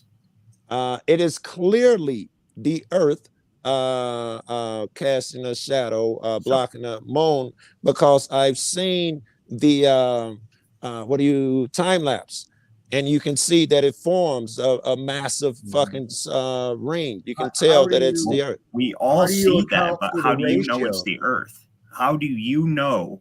Not so you said it's not because you were told Oh, that's what it was. yes. Okay, I don't know for sure, Thank but you. yes, no, I don't know anything for sure. Now I'm just human and a little small guy, It's the same but thing. So yes, it's based on ad populum, it's basically based on what's the observable. popular or most prevalent pushed idea. You Well, see, I don't know if because it's a fact, it's how, pushed harder. It wait, should be how pushed do you know harder. it's a fact though? Well, it's pretty obvious, bro. No, it's All of not these obvious. things, the sun going down is obvious. I've been No, seeing it it's go down not, for Joe. 56 years, and it Okay, stays the same size as it goes okay, across the sky. cool, And not cool. just when it goes down and it's supposed to hit all this Yeah, lens effects, even when right. it floats across. You're just gonna talk across me like I'm that. Just waiting gonna for do you to that. get done so I can get my show back No, on. you're not waiting. Joe, you're You're not causing me waiting. to. You're causing your appearance here are causing people to leave. Well, I mean, it's like you keep doing this same thing, man. It's well, like, I'm look, we sorry, know but you don't believe the sun. You don't think there's any such thing as no, no, atmospheric no, no, no, lensing. no, no. You don't I think there's any such thing as atmospheric opacity. Okay, merely Yeah. because you want to cling to your globe. Okay. Wait. I was literally talking about perspective, atmospheric shit, which I was the know. I'm trying title to of the get to show. some shit on it. You When keep you jumped repeating on the me, I same thing literally over. was talking about it, and you jumped on me. No, what I'm saying is you've said that like 50 times now. I never see the sun change size. I notice the sun is a different size in different seasons. At I was different talking times. about as it goes across the I'm sky talking one about day. it various times. Right now, it's winter time. Right. The sun was very small in the sky recently. Okay. And it's now getting a little bit bigger. I'm noticing a little bit increase in size. That's Okay? logical. Do you notice an No, increase it's or not decrease logical, across one Joe. day? No, it's not logical at all. Do you notice an increase or decrease across one day in the size of the sun? Joe, what did I just explain to you about that? I'm asking you, do your simple yes or no, I've please. already answered it. You didn't listen the first 8 times. So I don't know what your answer was. Do you know if it gets smaller as it goes? I know when you said it sets, it does one thing. I'm talking about as it travels across the top of the sky. Do you notice it get bigger or smaller? I've seen it a million times. I never noticed the size as it travels across in one day. In fact, I've seen time lapse of it. I've got it. I took a picture of the sunrise, the sunset 2 days ago. I could send it to you. How did you account for atmospheric lensing? How did I didn't have to account for it. Why?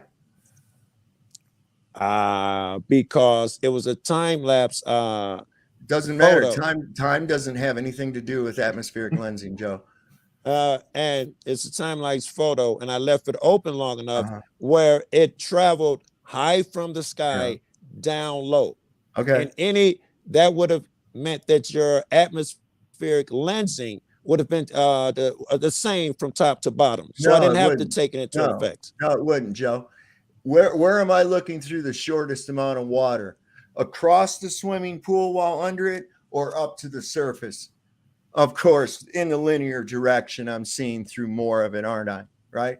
And so as your perspective changes, you're looking through a thicker and thicker and thicker and thicker opaque layer of the atmos. So that means when it's up high, it's one size, and when it's down low, it's a different size. Okay, it means exactly what I just fucking said it means. Can you answer the question? That person, that means that a yes? I'm only responsible for what I say, not for what you don't understand. Is that a yes? I asked you a simple question. Does that mean that because one is looking at it on a horizontal and you're looking through more shit, when it's higher, will it be a different size to your eyes? Is that logical? No, because if it's right over you, it's closer to you and you're looking through less medium.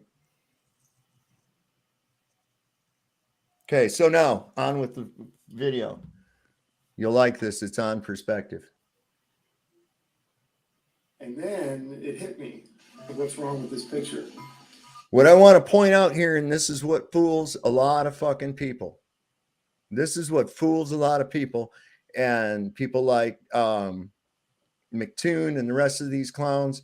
This is what they do. They try to show two-dimensional orthographic geometry, when in reality, we're viewing things from a 3D first-person perspective. And this is going to explain this.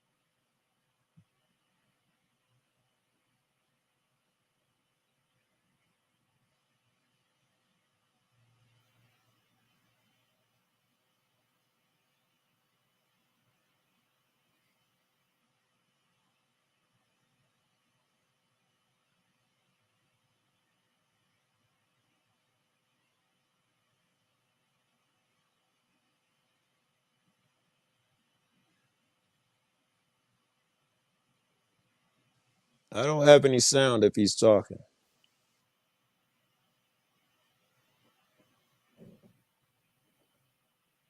Yeah, I thought it was like a silent video. Oh no, it's not playing any sound? No. Oh fuck, man. Hang on, I don't know what's going on here. Hang on a second. Let me try it again. Fuck, I was man. trying to read my ass off, yo. So was I. I was reading everything. Oh, you know what? You know what? It's because I muted my mic. I forgot if I'm playing a video through this player. Let me back up. If I'm playing a video through this player and I mute my mic, because I was going to take a bong rip, but I'll just turn around or something. It mutes my fucking video. My bad. We pride ourselves on our amateurness here. So let me pull this up again. God damn. All right. And then it hit me. What's wrong with this picture?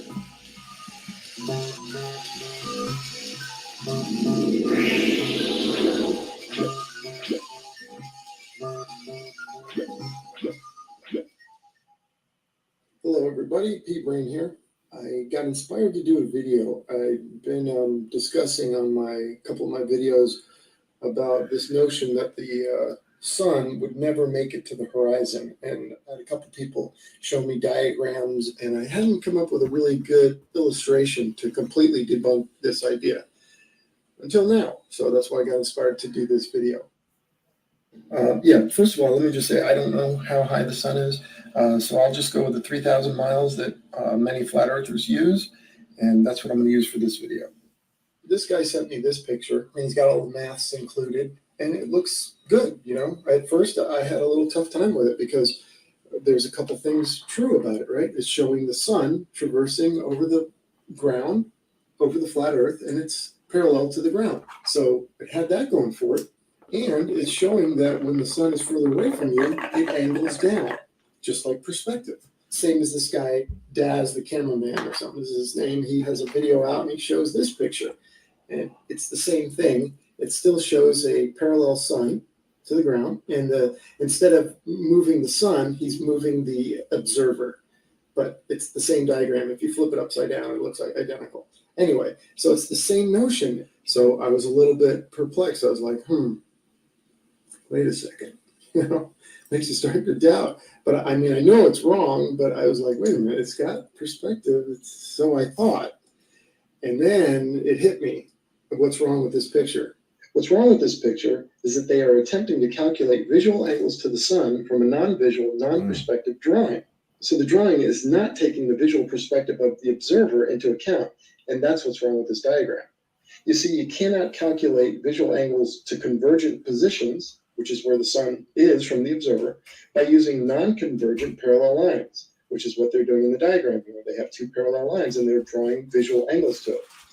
It's true that this drawing is an accurate representation of actual relationships and positions of the observer to the sun, but it's a non-perspective side view representation.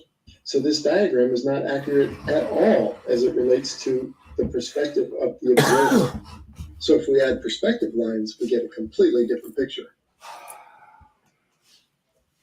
All right, take a look at this wall of lines. Now, this wall is not an illustration. It's not a cartoon. It's a photo. It's reality. Okay?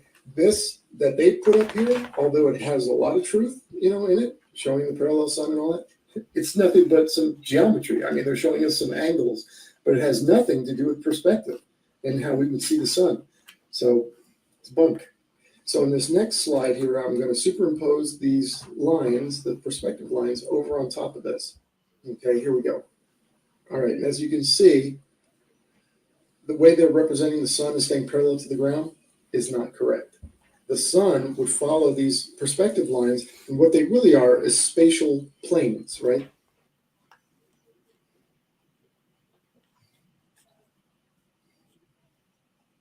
They're invisible spatial planes that are around your z-axis. Now, your z-axis goes from your eyes. And what he's talking about here is everything. This is our hyperbolic vision that we see. And in fact, in recent times, they've been able to increase the accuracy of vision for robots by incorporating hyperbolic geometry into its so-called eyes or vision. Okay. This is what gives us depth perception. We have stereoptic eyes, we have stereoptic vision.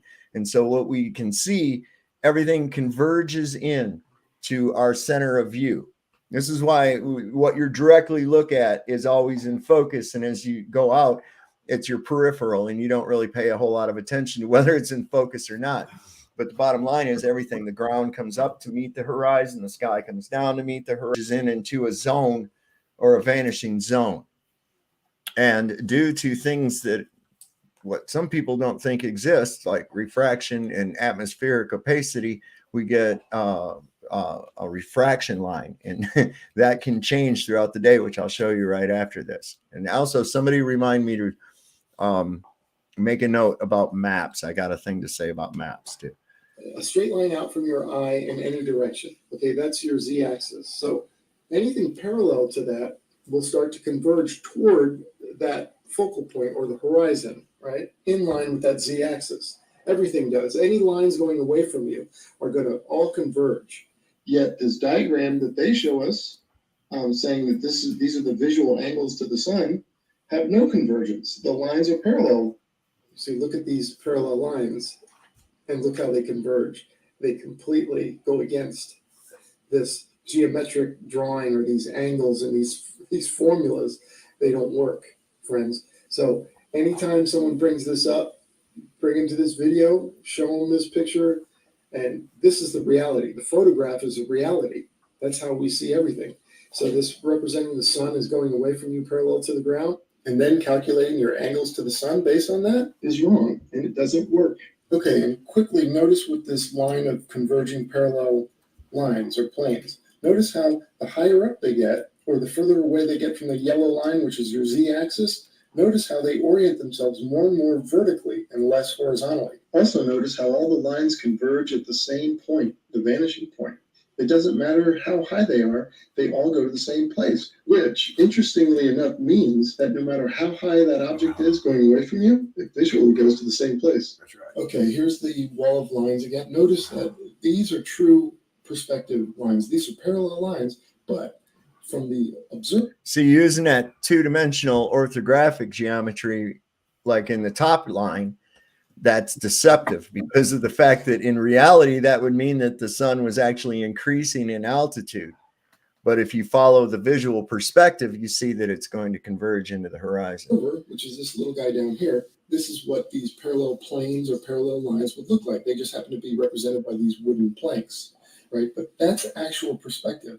What they represent as the sun up here traveling parallel to the ground is not perspective. Yet they are calculating angles based on a non-perspective drawing, right? Their maths are based on non-perspective lines, right? Two parallel lines. Well, you can't, because that's not the perspective of the observer. The observer sees these lines, the converging lines. So as you can see, this is the reality, the one here where the sun travels down. The green sun's here traveling down. That's our reality. Now, here's another interesting thing. The reason, too, that their sun will never reach the horizon in their calculations is, notice this. These spatial planes, as I call them, represent height or altitude, right? Look at their sun. It's crossing height lines, right? Because each one of these lines is parallel to the ground, even though they appear to be converging, and yet they represent different altitudes. So look at their sun. It's traveling higher and higher and higher and higher and higher in the sky. Well, of course it's not going to, this is why they think that the sun would be visible 24/7 on a flat Earth, and why the sun would never get to the horizon. They don't understand perspective. They don't get it or something. I don't know. But anyway, you can see the proper use, and this has everything to do with the observer standing down here. This is what he sees. The sun following the convergence lines and coming down. And these are both the exact same distance. And you can see the timestamps on them. So each sun is about 1,000-mile journey. It's traveling, and it goes below the horizon visually and keeps going below the horizon from the observer. like I said, this is a photograph. This is real. This is reality. They've just showed us nothing but a bunch of angles, showed a couple lines and drawing some angles. Oh, hey, fellas, nice geometry, but it's not perspective. That is definitely not the perspective of the observer, and that's what counts. Debunk 100%. Their maths don't work. Their calculations are wrong. The sun will, in fact, set on a flat Earth from the perspective of the observer. All right. Thank you so much. Bye. Anybody who argued against that was not very smart. Clearly, if I'm in Chicago and I see tall buildings where I'm standing at one and I can't see the top of it, and I look down the street, they get tinier and tinier and disappear into the distance. Anyone arguing that they do not, that somehow they stay up in the sky, it would have been a bad argument. But I think he also proves my argument that everything big, as it goes away from you, gets smaller, so tiny till it disappears, apparently except the sun, because it gets, the mist is just perfect thickness where it appears to stay the same size all the way down. It's just an illusion. Actually, sometimes at sunset, the sun appears very, very large. I've seen it appear much larger than it actually was throughout the day at sunset. What do you reckon that is? Have you ever seen a train coming down the tracks? I have. Yeah. Okay, from a distance, you see that white light coming at you. There's this white light. Here it comes. There's this round white light coming at you, and as it gets closer and closer, it gets bigger. Look, there's a whole bunch of lights, and they're rectangular. There's not a single circular light. It isn't one light at all. In fact, they're separated by the width of the entire fucking carriage itself.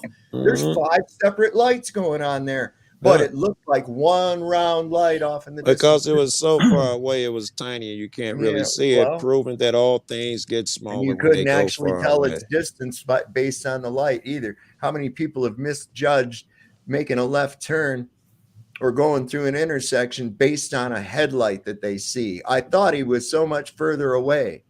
Or you see it and you go, oh, I thought he was a lot closer than he actually was. You know, when you're looking at light can play with you and fuck with you.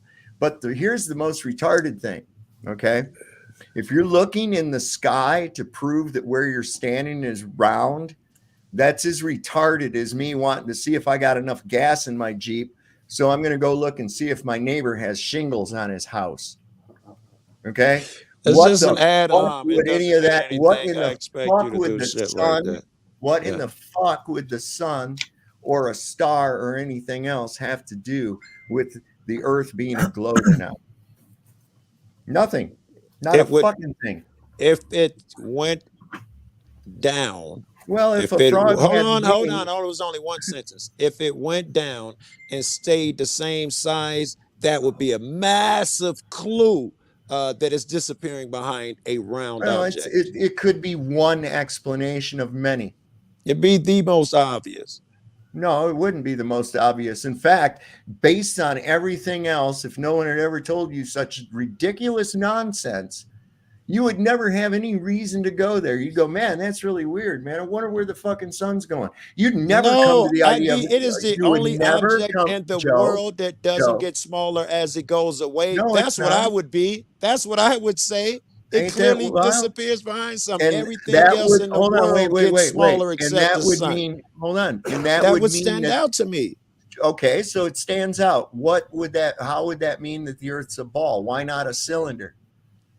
Because you're right. All things that go, or if this is your assumption, that go away from you get smaller. The fact that Joe, what about that? Whether it gets smaller or not, what part of that would make you think that you live on a ball? Well, I would know that there's curvature over there. That's all I could assess there. Why not a cylinder? There's curvature on a cylinder. I go with that. I know. So what would make you, you'd be more apt, given the fact that you're looking at a horizon that is obviously flat. So the first indication that you'd come to, if you were going to assume that, would be of a cylindrical Earth from east to west. Yes, I agree. It's logical. It would just cause me to investigate. So where did you get a ball from?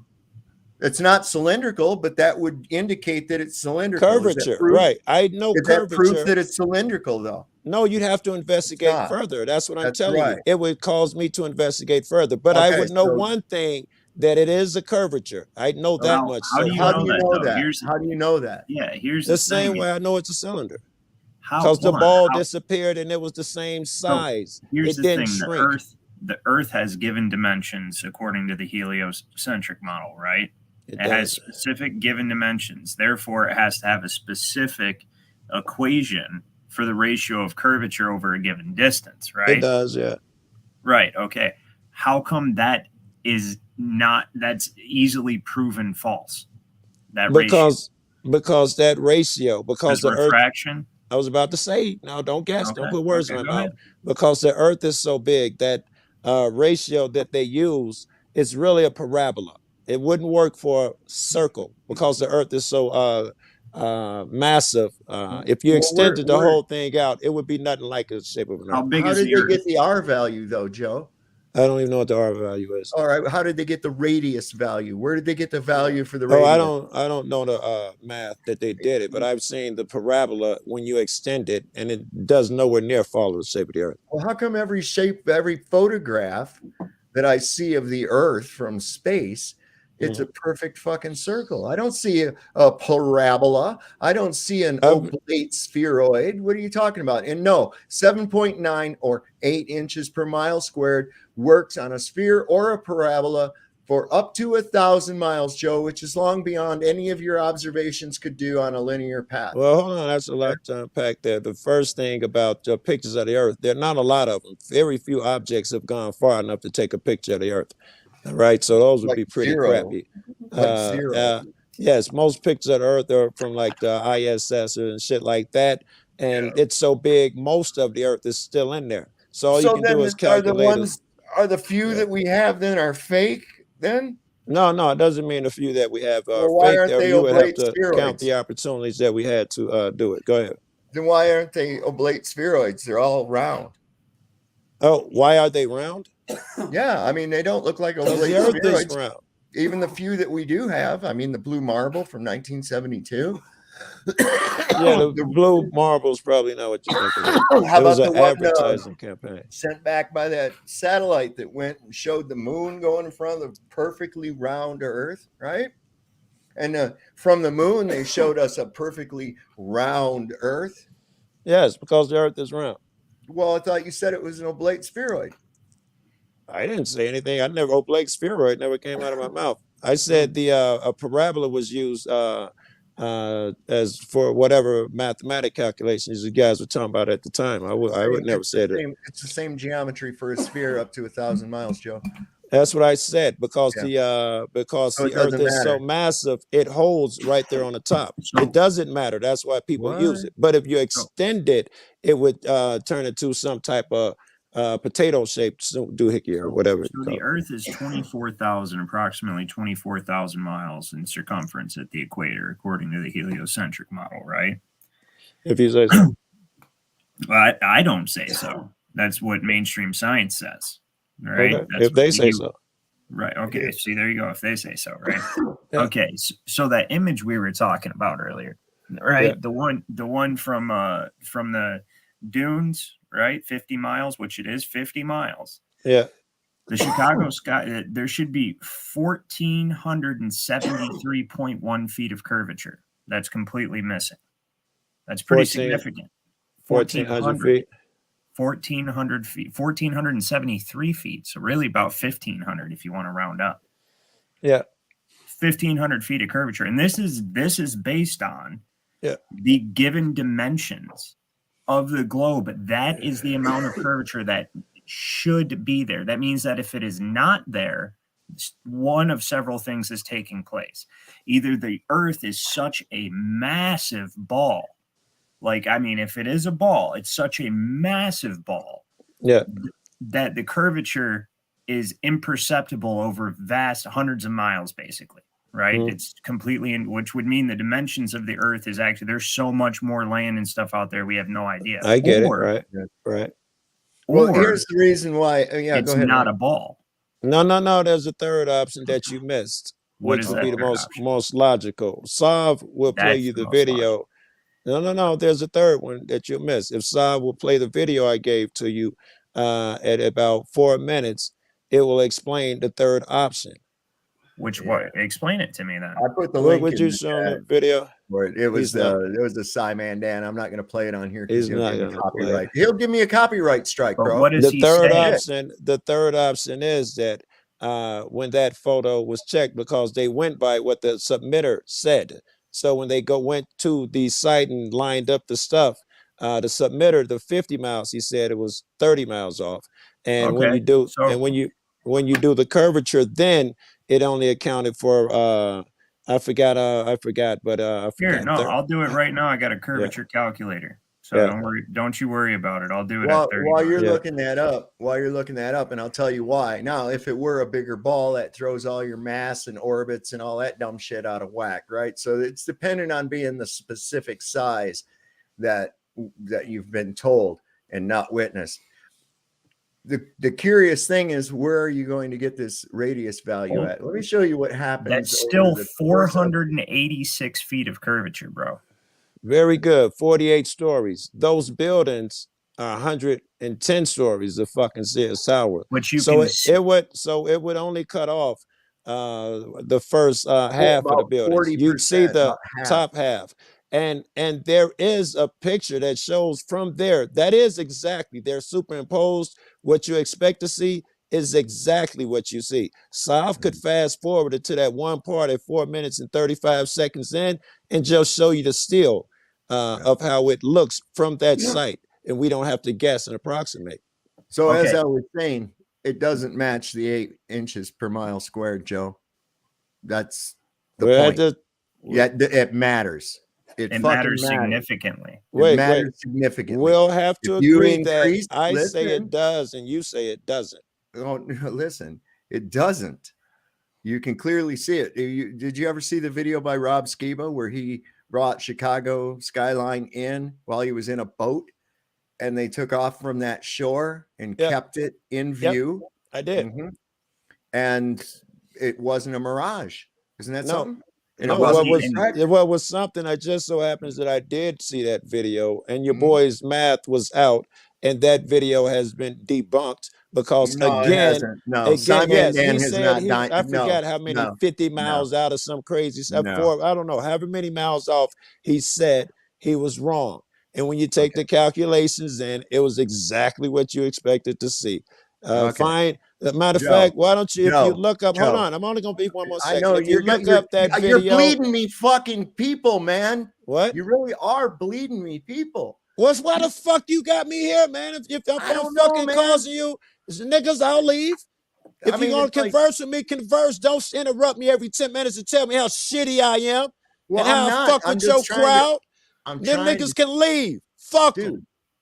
You're really fucking blowing out of this thing, man. It's all right. Look, the bottom line is this: the curvature doesn't work. Fuck them niggas if they don't like an alternate opinion.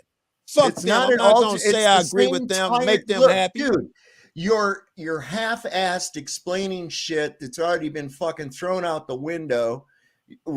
Your Simon Dan bullshit.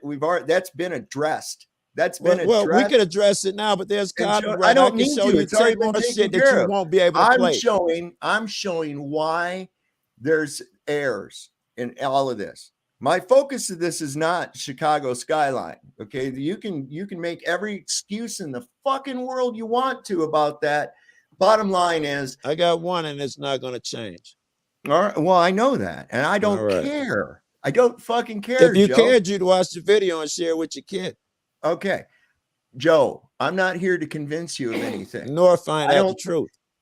No, it ain't the truth, Joe. We already know. I gave you an alternate opinion. You don't want to investigate it. You'd rather stick with yours. You gave me a fucking play the vid. Play the vid. We'll stop everything. You gave me a Globe Troll video of someone that I've already seen the fucking video, and I saw the responses to that as well. Good, you saw. We could watch it together right now. Seeing curvature. We could stop every 30 seconds and talk. There's no curvature. We can stop every 30 seconds and talk, or we can get up here and debate. It's a video in the back that he can play now. I'm not here to debate. We can stop every 30 seconds. I'm not here to debate. You're not here to find the truth. If you want it, play the vid. No, this is the So thing. I'm not here to debate you. Yes, but you'll Globers play talk your to viz. us. Just show me this, and when I show you something that Go proves it on your wrong, show. no, Joe, I'm just saying you don't really want the truth. Joe, do you It's think not we've never heard of the globe before? Oh my No, God. you keep saying like you're showing us the truth. Like we didn't all used to everybody on who's watching, every single one of us thought that we lived on a globe at one point in time. I'm just saying about the truth about Skyman this Dan is not photo. the That's fucking all I was truth. referring to. Is the Skyman truth Dan about is the photo and the measurements being off. That's all I was Skyman referring to. Dan is a fucking charlatan There's and a coward. He won't no debate curvature. any of us. Well, you say no, and I say No, yes. he We could won't. No, change about other stuff. We don't have to talk he's about the Chicago intellectually photo. dishonest. He's intellectually dishonest. A broken clock Absolutely, is right 100%. twice a day. Even if he is intellectually dishonest, Well, he it's gets it not right good once enough. or twice. Well, it's a blind squirrel find a nut once in a while too. It doesn't make him Exactly. smart.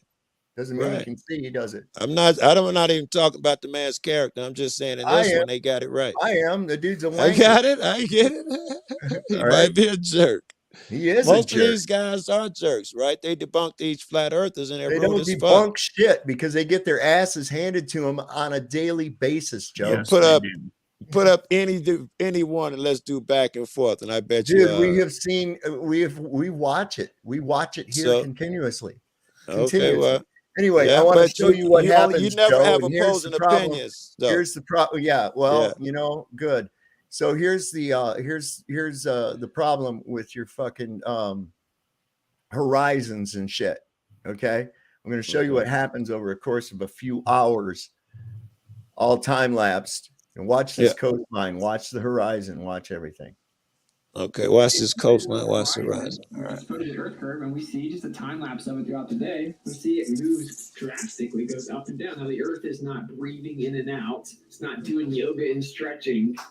Of course, this is just an optical effect because the conditions are changing, and so it's causing the horizon to move around because that's just the vanishing point, the convergence point, and it's changing based on the different conditions. It's just an apparent effect. It isn't any physical hump blocking things in the. So you see that it's not that horizon line changes throughout the fucking day. Just within one day, you can see that this thing is. Let me just mute that. So that was a really poor example. Really? Yeah. Well, look at the difference that you see through. This is just throughout the day where the horizon changes. So this begs the question: where did you get the R value? Right? Not really. I mean, the things in the back aren't changing sizes. It wasn't taken into account for your sun becoming smaller theory. Are you watching this shit right here? Are they becoming smaller? Are you watching this shit right here? You realize that's entire buildings. Those are entire fucking buildings and shit, right? You see them go, Munchkin size, giant size, Munchkin size, giant size. Oh, hell on. Let me zoom in. All right, I'm zoomed in. No, I don't see him going Munchkin size. Watch it this time. I didn't know you weren't paying attention to the video. That's why I was. I can be a dick too, Sav. Don't cry when I do, bro. Well, how are you gonna sit there and not watch something and then I said I did watch it. That was your bullshit. And I'm watching it now. And no, the buildings are not getting smaller. The bottoms are getting cut off. Smart ass. Right. They are not getting smaller and off into a distance. Right. So they're not shrinking over the fucking curve of the earth, are they, Joe? Very good. That's what I say. Why were you giving me shit? There you go. You guys need to stop fucking arguing. I know it's this dude. I try to be civil and Jesus Christ, man. And dude just he just does what he wants, right? And then when I kick back in, that's when you kick in, and maybe it's rightfully so. I just showed you that it was not earth curvature that's hiding shit. Didn't I? No. That was a poor example because you got some guy whose face is damn near even with the water, and I can see effects even with the tide. His face was damn near the water. Yeah, with just a low vantage point. A low vantage point. A low vantage point. It's a guy standing there on the fucking other side of the shore. Yeah, that's what I meant by a low vantage point. That's exactly what I meant. Yeah. So is it where do you fly around and look at things or something, or where are you viewing shit from? We usually view shit from the ground. I do, anyways. That's usually where I'm at. Okay. Well, let me ask you then. When you view shit from the ground, and time lapse shit. Just so happens I do it often. Do you get Yeah. the same bounce that this guy gets? Do what now? Do your shit bounce when you do time lapse like his did? Remember, we If were I'm just doing talking it about across the the wire? horizon. The horizon moved. Does Yeah, yours do that? it will. Yeah. When you time lapse shit, because I do it damn every day and Yeah. night. Show me one of your time lapses of a All right, I'll horizon. send you one right now. Hold on. You have a time lapse of a horizon. I have a million of them. I told you I do it damn every day and night. Sunsets, sunrises, yes. Mhm. And none of them bounce around and do like that. None of them. Okay. Well, you're special, Joe. No, in real life, Yeah, no you one are. in here You're can obviously say magic. You're obviously magic. you can't find another time lapse that does that. That's why you Yeah, I went to can. that badass time Yeah, I lapse. can. Short time lapse. If you pick at random time lapse of a sunset, I just the showed you one, Joe. horizon. It's all I need No, to no, show no, you. no, no, no, no, no. I know you just showed one. It doesn't mean, like I was saying, if you pick one at random, time lapse of a sunset, it won't bounce like that and the horizon won't flop around. Joe, Prove me wrong. Joe, I just did. Now you did, and then you Yes, won't. I And you did. won't. I Right? just You did, can Joe. only You play need to see it specific again. You videos need that to see it support again. your side. Do you need to Hey, see it listen. again? Why don't we Do you play a need to video see it that again? supports my side? Do you need to see it again? For what? Why would I need? If I needed to see it again, I'd ask to see it again. There it is.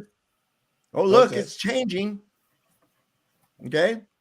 Now, Oh. notice what we're talking about here, Joe. This changes back here, but this changes more drastically. Do you know why? Let me see if you can guess. Oh, I'm not participating. This is your shit. Go ahead. I'll let you. Because it's closer, right? The Because closer it's shit closer. wobbles more. Of course it will. Okay. Same reason that if you're going down the highway and there's telephone poles on the side of the road, and off about 100 yards off the road is some pine trees, and then off beyond that, some mountains. You're doing 60 miles an hour. Those poles next to you are whipping by. They're whoop, whoop, whoop, whoop. The trees off in the distance are not going by as fast as the poles, but actually they are. In the mountain, barely seems to move at all, but it does move. But you're still going the same speed. So in real life, you think that if you time lapse something, the shit up close wobbles more than the shit in the back? You think that happens in real life? Of course it will. Movement in the front is going to be more apparent than movement at a distance.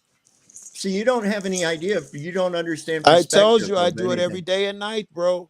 And You what can are do you it not now. understanding about the perspective, man? Why don't you find a video at random of a Because sunset with something in the foreground? Because Joe, I don't have a Because fucking. you don't want anything that proves you wrong. You need it like this. That's why Joe, that copyright shit you Joe, won't play. interrupt me one more fucking time. And what? Nigga, do it. Don't threaten me. All right. Shit. See you later, bro. There we go. So anyway, as you can see, I don't know what the fuck he's talking about. But anyway, this bounce postulates what exactly? That the horizon line changes. That coastlines and buildings. Watch these buildings right here. As you can note, here's one here. There's some kind of a little water tower or something over here, right? All these structures. But watch how drastically they change in size. Look how this little band of land will shrink and grow as well. Watch what happens. Back here, this one's moving up and down at the same rate, but you're going to see the closer shit move more drastically than the far away shit for the same reason as I just told you with the telephone poles, the line of trees, and the mountain in the background. It's not that fucking hard.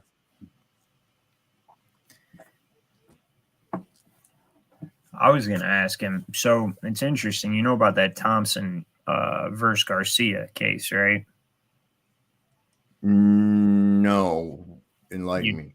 Okay. So It's actually very interesting. So this guy, I have the PDF on my phone somewhere. I actually went there and did kind of a deep dive on this thing, and actually got the court documents and read what the actual case was about, because there's a bunch of misinformation about it.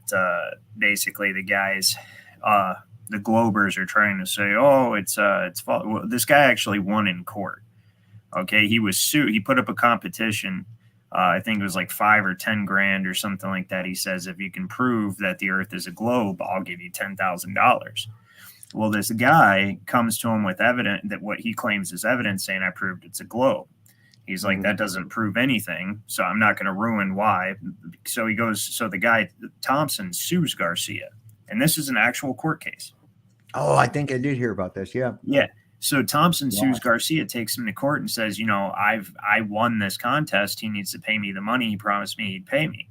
Well, the stipulation was you actually have to provide physical, real world evidence, like scientific evidence that the Earth is a globe. And when the evidence was presented to the judge ruled in favor of the flat earther. And so they try it right now, like, the fake flat earth website, the Flat Earth Society or whatever it is, or WS.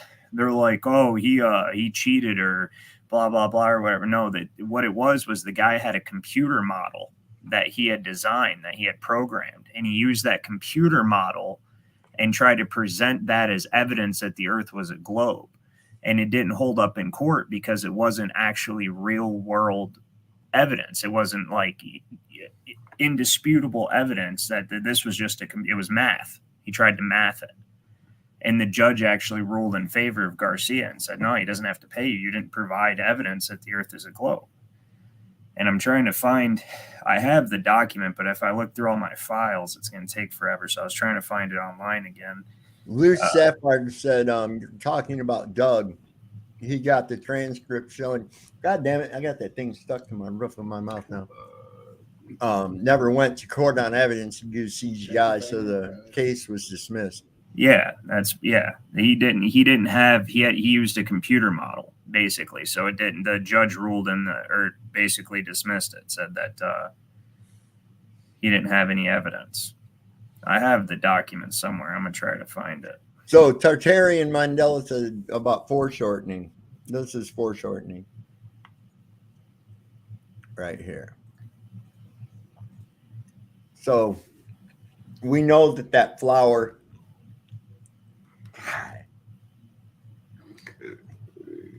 is normal flower size, right? But it appears much bigger than that girl's head. So what happens is when something close to you can block out something huge, from a distance, just like I did with my thumb, I can block out my face using my thumb. So like a 3-foot wave at a quarter of a mile can block out a 250-foot ship exactly 25 miles away. Yes. Or so why can't I see the Statue of Liberty from England, for instance? Well, how big do you think it would be from England to begin with? Do you realize how far away that actually is and how tall the object in question is? You're never going to see that. Which brings me up to something interesting, Ryan, that I was thinking about with maps. So I've often wondered, outside of looking at the stars, how the fuck would you know how fast or how far you're going in the ocean? And this, of course, dependent upon one anchor we have called the North Star. And we know that all of our latitude lines on our maps are designated off of where you see the angle of Polaris from. Okay, so and they were based off of a flat plane. Now, when you get to the equator, the North Star is at 0 degrees now. You can't see it anymore. So how the fuck did they actually measure anything outside, beyond the equator in the South Seas? And look at all that vast open area in the South Pacific that there's nothing. on a map? That's a good question. You know? Yeah. So I got into that because I was going, okay, they have nautical miles and they have statute miles. Why are they different? Why didn't they just figure how big a nautical mile was and just use that on land? Just have that be a mile. But we have statute miles on land and nautical miles in the sea. One's based off actual measurements. The other one is based off apparent angle of view to Polaris. So it's like, wait the fucking minute here. What are we doing? It's kind of like, you know, that game here, I'll give you a 5 if you give me a 10, blah, blah, blah, you know, and you end up getting all their money. Like somebody's fucking with us, man. Somebody's fucking with us hard. So I have to say, you know, I'm questioning the accuracies of anything south of the equator, you know? I found it. I'm going to send it to you. Found the paperwork or the court document. Oh, okay. Yeah, I'm going to show this video I got on visual perspective, and then I can show that. This is pretty good, though. And I got to go whiz. You got to go whiz, Liz.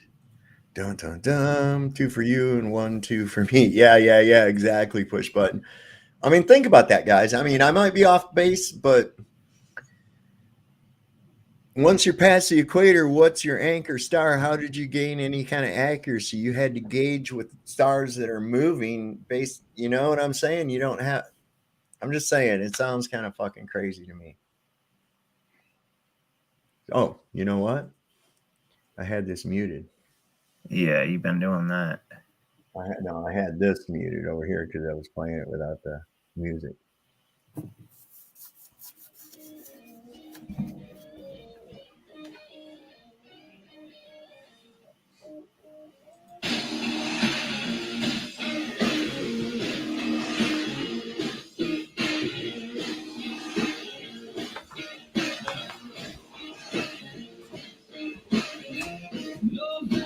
No deceiving man is what he loves. Keep trying to conceive that death is struggle. Get mine and make no excuses, erase the precious bread.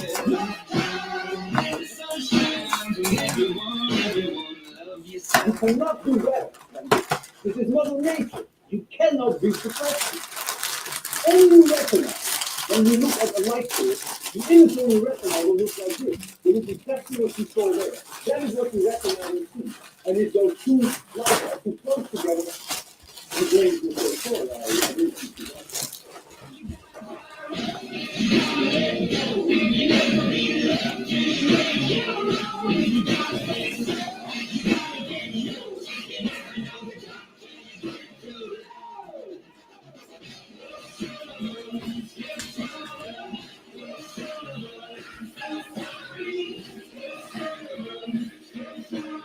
You see that atmospheric opacity that doesn't exist? Well, I was thinking, as far as your question about, you know, ocean travel, we probably should ask Joe. He would have known the answer to that. Well, I mean, look there. You got here's Ron Boston Bear. What's up, brother? Hey. How you doing tonight, man? Oh, I just finished editing. You know, like when the audio levels, when two people are like debating and one's super loud and one's really quiet. Yeah. Bro, it was Witsit talking to Blitz PhD the other day, and I got Alan to screen grab it from Space Audits, and I was like, dude, that sounds bad. Let me work on it. But you know, when people interrupt, it's like you got to find that perfect, like you can get AI to do it, but it won't be as clean as if you don't do it manually. So I'm like, right. Fuck, I'm fried. Yeah, I know I've gotten into that before, where you get into that editor and it starts getting really tedious and shit. And you don't dare walk away from it, because then you'll dread going back into it, but you can't leave it alone either. You know, you don't want to, it's like, fuck, I can't wait till this thing's done. Yeah. That's when you find you did something fucked up and you have to go back and fix it. And oh man. No, I'm done. It's rendering now, and It was 30. Let me see. Let me look at it. I think it's 38 minutes. But if it's 38 minutes, it took me an hour and 15 because I was here when y'all were talking to Joe. I was wanting to pop on a while ago and just visit and talk shop, but I couldn't. I had to stay grinding away. Yeah, that was a stressful experience anyway, man. It's so tough when people have in their mind, they're like, I have the truth. It's a ball and you're wrong. You're stupid. If they think they have the truth, they're not going to listen to anything you're saying. That's 100%. Yeah. That's why I always tell people, I'm like, look, dude, I have no idea what the earth actually looks like in its entirety or what it is, but I know what it's not. And that's pretty much all I can, you know what I mean? Yeah. By my observations, I observe a level, stationary topographical plane that's obviously contained within a dynamic fluid pressure system. Okay. Obviously contained because, of course, we can't have pressure without containment. Okay. That's just all there is. You got, the water the ocean has pressure. Yes, it does. And it's contained, but it doesn't have a lid on it. Right. Because it's heavier than the air. So it's going to go below the air. There's a stacking order. Okay. Everything wants to be equal. Stuff don't want to be cattywonk. That's my word for disequilibrium, cattywonk. Okay. So if something's cattywonk, it wants to get right. And so it does its best to get that. So when something's in a state of cattywonk or disequilibrium, it seeks equilibrium. That's why a weather balloon stops at a certain altitude, because it's achieved neutral buoyancy.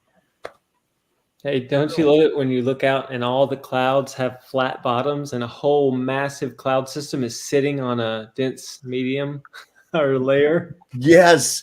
Oh, we get that here. It's really cool too. We get these fog in the mountains, or clouds. Basically, they're clouds. And they come down and they'll be in the lower parts. And I look across the street and it's just the tops of the mountains sticking up, and then through that whole little low spot, it's all just full of cloud. Full of it. Definitely. Hey, I heard you talk about curved visual space a second ago. Did you watch Witset's stream from last night? No, I haven't got a chance to see that yet. It's going to be so fire. I'm about halfway done with it because, Shane St. Pierre and Alan and Toby? Yeah. So they have basically, how do I even say it? They've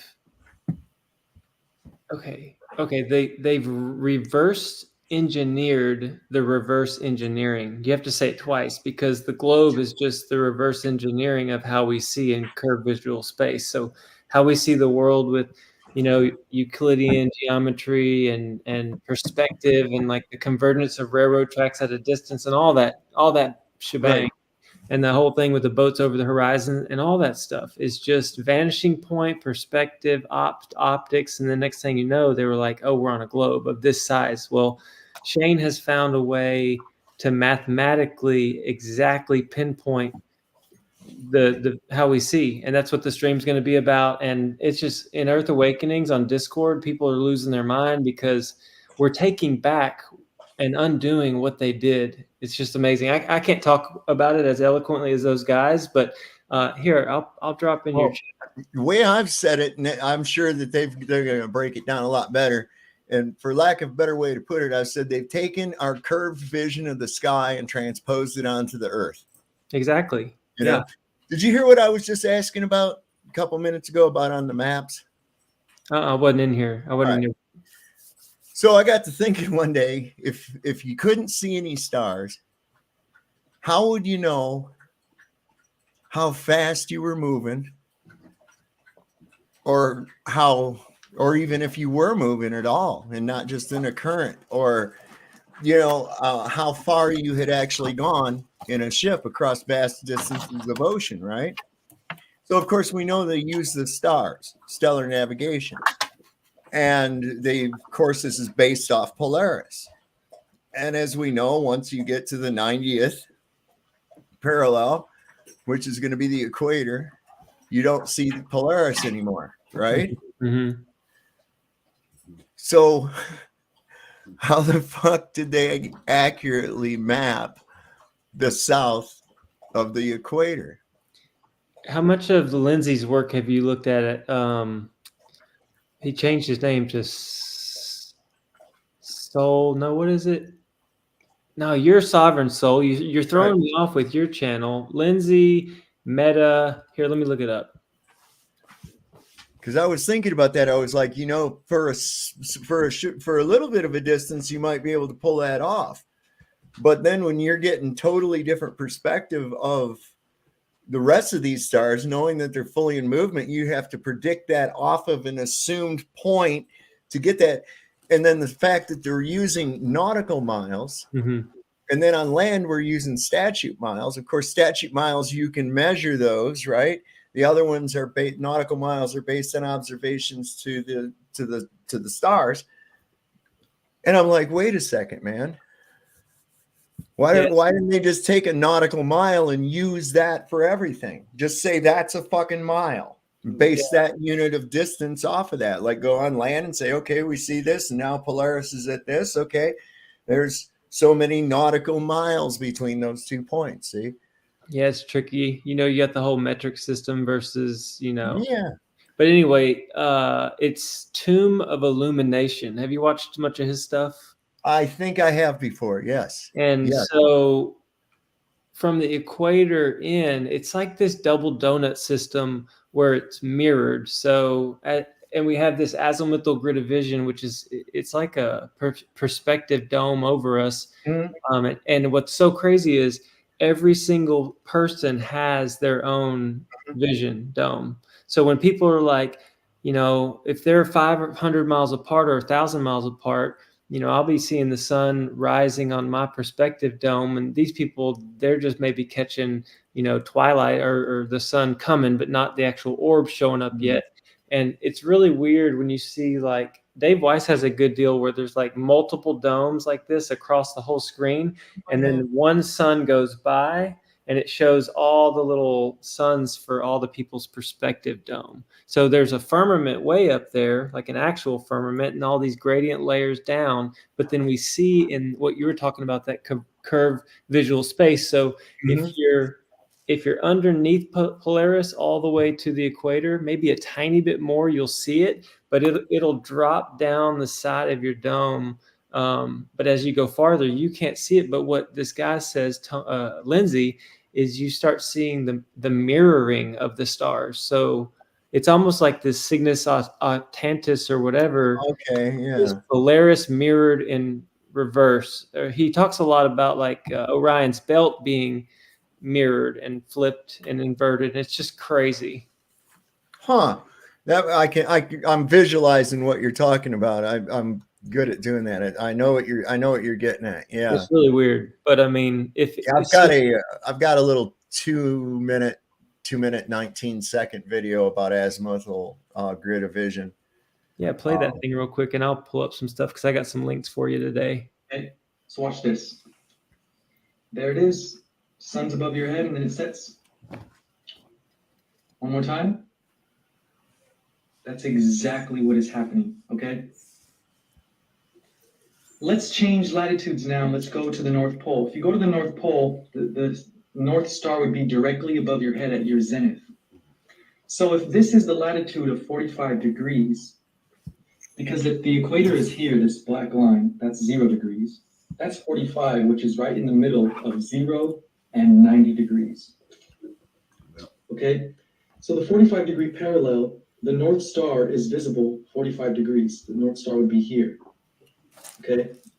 So if you're at 90 degree north, the North Star is 90 degrees above your head. 40 degree, then it's 45 degrees above your head. Now if you're at the equator, the North Star would be directly 90 degrees. You wouldn't even be able to see the North Star if you go past the equator. See? Watch, I'm gonna show you. But first, you're gonna see now it arches. It's going this way because the sun is at the equator, but you're not at the equator. So the sun doesn't go directly above your head. It does this arc. It does a curve instead of a straight line. So the sun would never do a straight line at the North Pole. It would always go around you, and the sun would never do a straight line going above your head. The sun would always be turning at the horizon at the North Pole. So the sun never sets in Sweden and Scandinavia during the summer. It keeps going around the horizon. and it's never above the head or below the horizon. It's at the horizon. Sometimes it's twilight, where the sun is below the horizon, but even though it's below the horizon, you still get light because it's not a ball. Well, peep this out, guys. This is very interesting here. Look what happens when we go past the equator and we go to the South Pole. Boom. The South Pole is near the horizon. It's never above your zenith unless you go to the South Wall, which we're not allowed to go there. So no one ever takes pictures of the South Pole directly above your head except for the Army. And that South Pole going the opposite direction is just a reflection. This dome is reflective, and as that turns this way, like that, this goes the other direction. Is that what you was talking about? Yeah, for sure. It's real trippy. And I was gonna mention like how it works, how the sky works, what the stars are, how far they are, and all that stuff. I have the mind that's like whatever it is, I'm amazed by it. I think it's cool. I want to try to figure it out. I'm not going to argue over it. Like the Globers want to argue. If you don't know exactly the substance, exactly the distance, they want to fight you for it.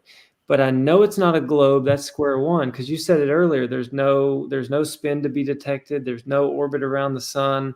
Water lays flat in 70% of this place. I mean, we know we live on a topographical stationary plane. So then figuring the sky out, that's probably like a life mission. And that tomb of illumination guy might have it down, but it's hard for me to follow because it's just so over my head.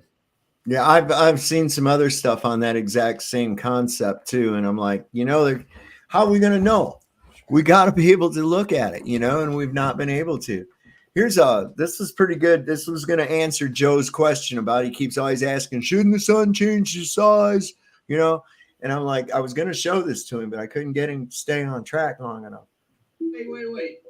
Are you under the impression that sunsets don't work on a flat Earth because the angular size of the sun should change drastically as it moves away from us? Well, this video's for you. We're not only going to go over how the sun's size does actually change with a solar filter, but we're going to use an analogy to show that it should change slowly and not rapidly, like a lot of the globe proponents suggest. I'll simply use my hand to demonstrate this. If I put my hand right up in front of this camera, you see how it's really big? And then you move it away and the angular size changes very quickly? That's a demonstration of things changing rapidly because they're close to you. If something like the sun is already at a great distance away from you, its angular size is going to change very slowly. Hence, if I was already a mile away from you, I put up the same hand and I started moving towards or away from you, it would change slowly. This is why the sun's size does not change drastically. It leaves our view of perspective before it can change size extremely. Are you waiting for me to show you the actual size of the sun changing, even with a solar filter? Check out this video. We'll talk about it after. There's a few of them you find, and one of them is from a channel that's actually trying to prove that the sun doesn't. So anyway, that thing got cut off, but you see that explains the thing to you. And that's, again, like I was trying to explain with driving down the road. You got telephone poles that are going right by you. Over here's some trees, and they're going by a little slower, but they're still going by just as fast. It's because of your perspective of them. And the mountain, of course, in the background is moving very, very slowly, but you're still going by all those things at exactly the same speed, right? And that's the thing. If something's really big and far away, you're not going to see much of a change in it by the time it goes out of your line of sight. I mean, that's what I was hoping I could get to him, but he. Yeah, I didn't get to see it. It was like not aggression, but loud talking, and you're talking over me. It's my turn. No, it's your turn. And it's like, well, but here's the thing. If when it's my turn, if you're not going to listen to anything I'm saying, then why am I even saying anything? All right. Because then it's hard already. Yeah. I mean, I'm only 2 years into it, but I've been playing catch up as hard as possible. Went to Flattoberfest and just trying to meet the legends and ask them questions, ask you guys questions. But I'll tell people, I'll say, like I told you a second ago, like I don't have all the answers, and I'm not the best debater out there. But let's use logic and common sense. Oh my God. If you can explain it like easily, like you would to a child, that's probably the way we need to be talking about this. Not all this magic, fantasy land, math and magic. You know what I mean? No, well, that's the whole thing too, and it's like I love when they bring up the atmosphere. I love when they bring up the atmosphere, and I'm like, well, I don't atmosphere. When does gas ever have a shape? How do you make gas have a shape? Look at that court document I sent you. Oh yeah, I'm sorry about that. Yeah, let me grab that thing real quick. I'll be right back. It's pretty interesting. Oh, there it is. Ooh, it's got handwriting on it too, boy. Tell you what. Yeah, boy. See, can we increase the size of this? Yeah. I think so. Oh no, that's search. That's I thought that was to make it bigger. Hold on a second. Here we go. Control plus. All right, I found it. Usually there's a little thing up there as a plus sign, but I saw a magnifying glass, so I clicked on it, and I was like, "Oh no, that's a search." Smoke another bowl, Dave. Sure. So this is Barrow County, Clyde Castleberry.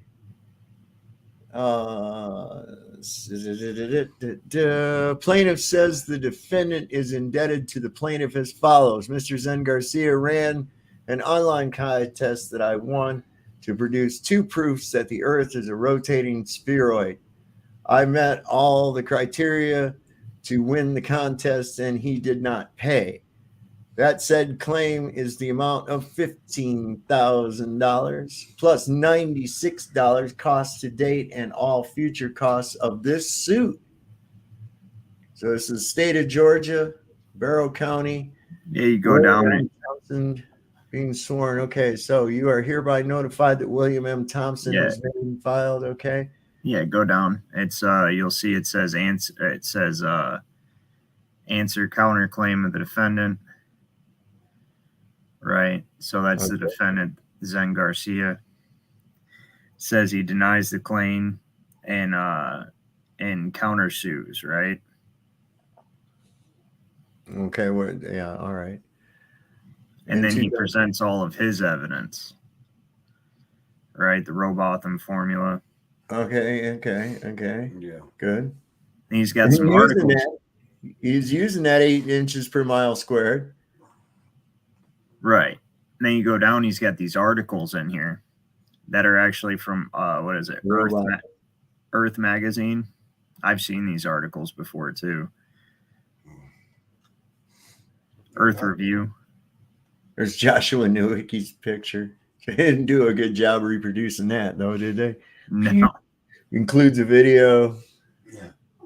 Image of Oahu taken from the Wallow River overlook in Kauai. Okay, so he's using all this different proof. The articles that he has. So the whole reason that they dismissed the suit. So right there, those articles, those are actually from Earth Review magazine from the late 1800s. I've seen the actual articles, and it's interesting. Like there's one surveyor says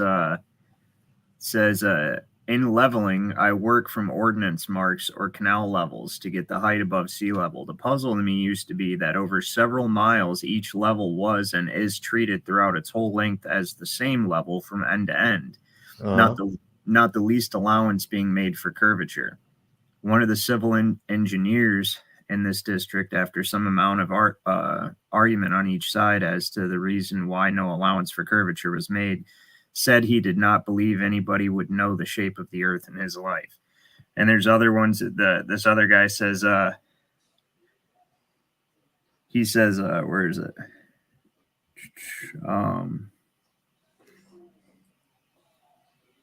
He says the distance between this guy does canals. Basically, he says that allowances for curvature are only made in school books. Yep.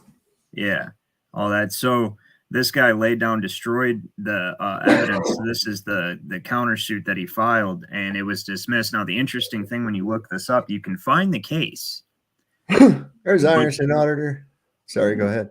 You can find the case, and you can find the judge's opinion on certain pay sites but it hides the rest of the article behind the paywall. But they've really done their damnedest to scrub this case off the internet. Right. But it still stands as fact. This guy, his last statement in this entire document too, he says, no matter what one thinks about the evidence listed here, the evidence listed by me is factual and scientifically verifiable according to experimentation, which anyone can conduct and affirm for themselves.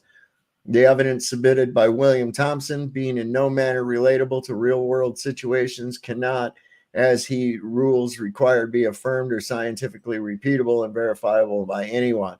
Thus, why his so-called evidence was rejected, as it was in no way even applicable for consideration as established by the rules of the contest. Neither do either of the so-called experiments which he submitted verify any manner the rate of curvature decided by the formula listed in prior paragraph. I ask that the judge or jury considering this case throw it out of court as a complete waste of time.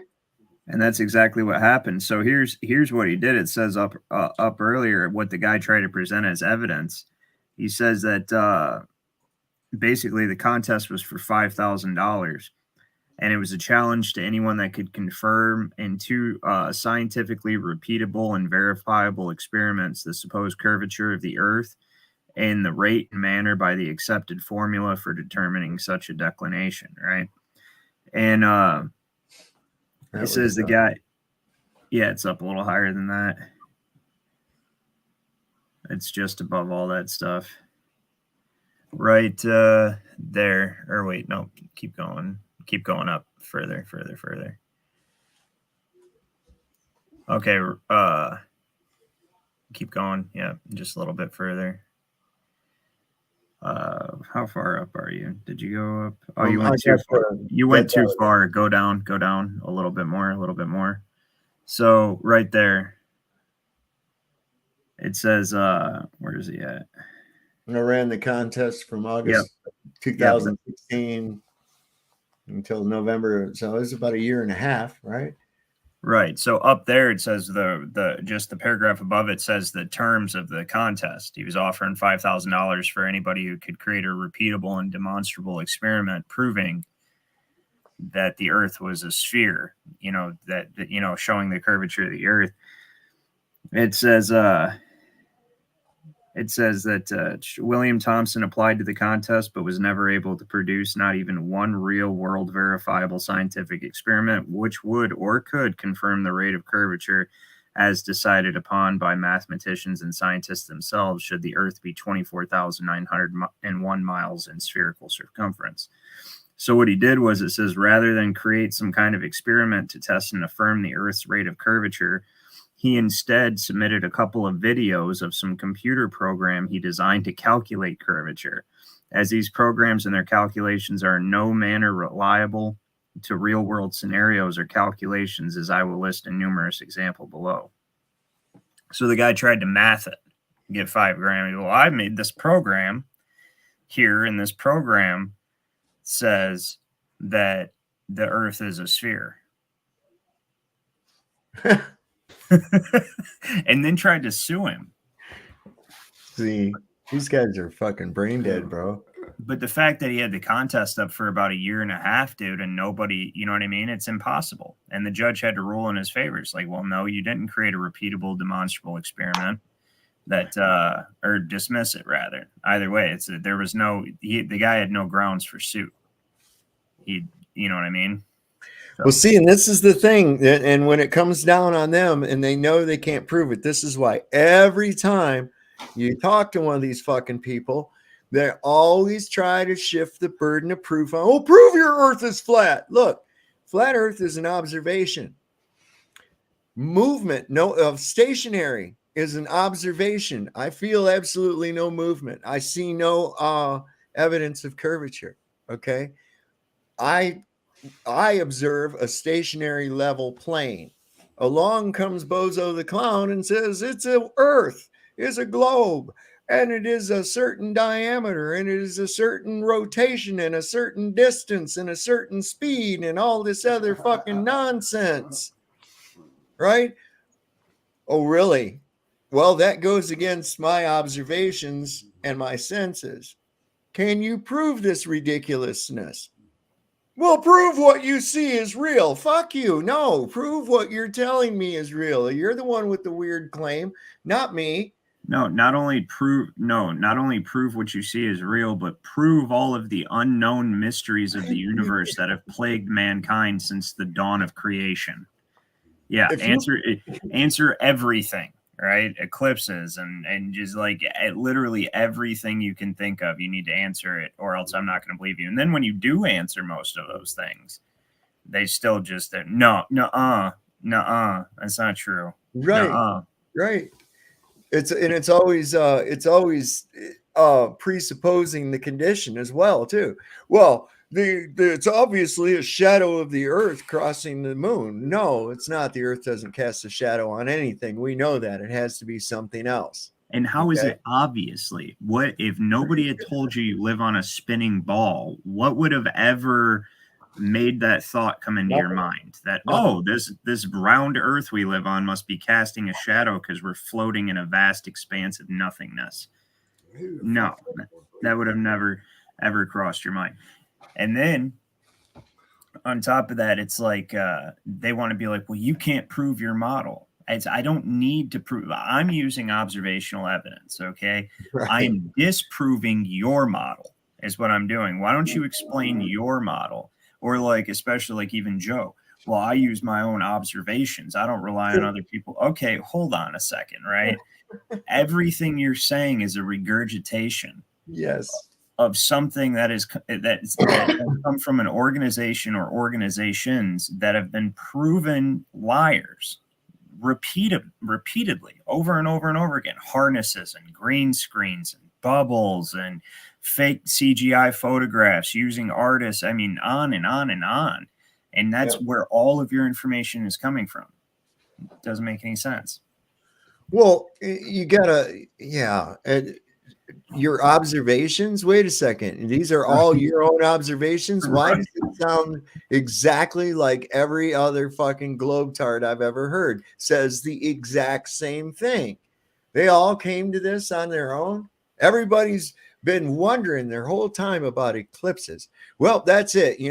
That tells me that against all my better judgment, senses, and observations, that I have to be on a ball. Why are we looking in the sky to determine where we stand? I don't fucking know, because that's what they told us to do. Right. Yeah. It's obviously the Earth's shadow that's being cast on the moon. It's obviously, huh?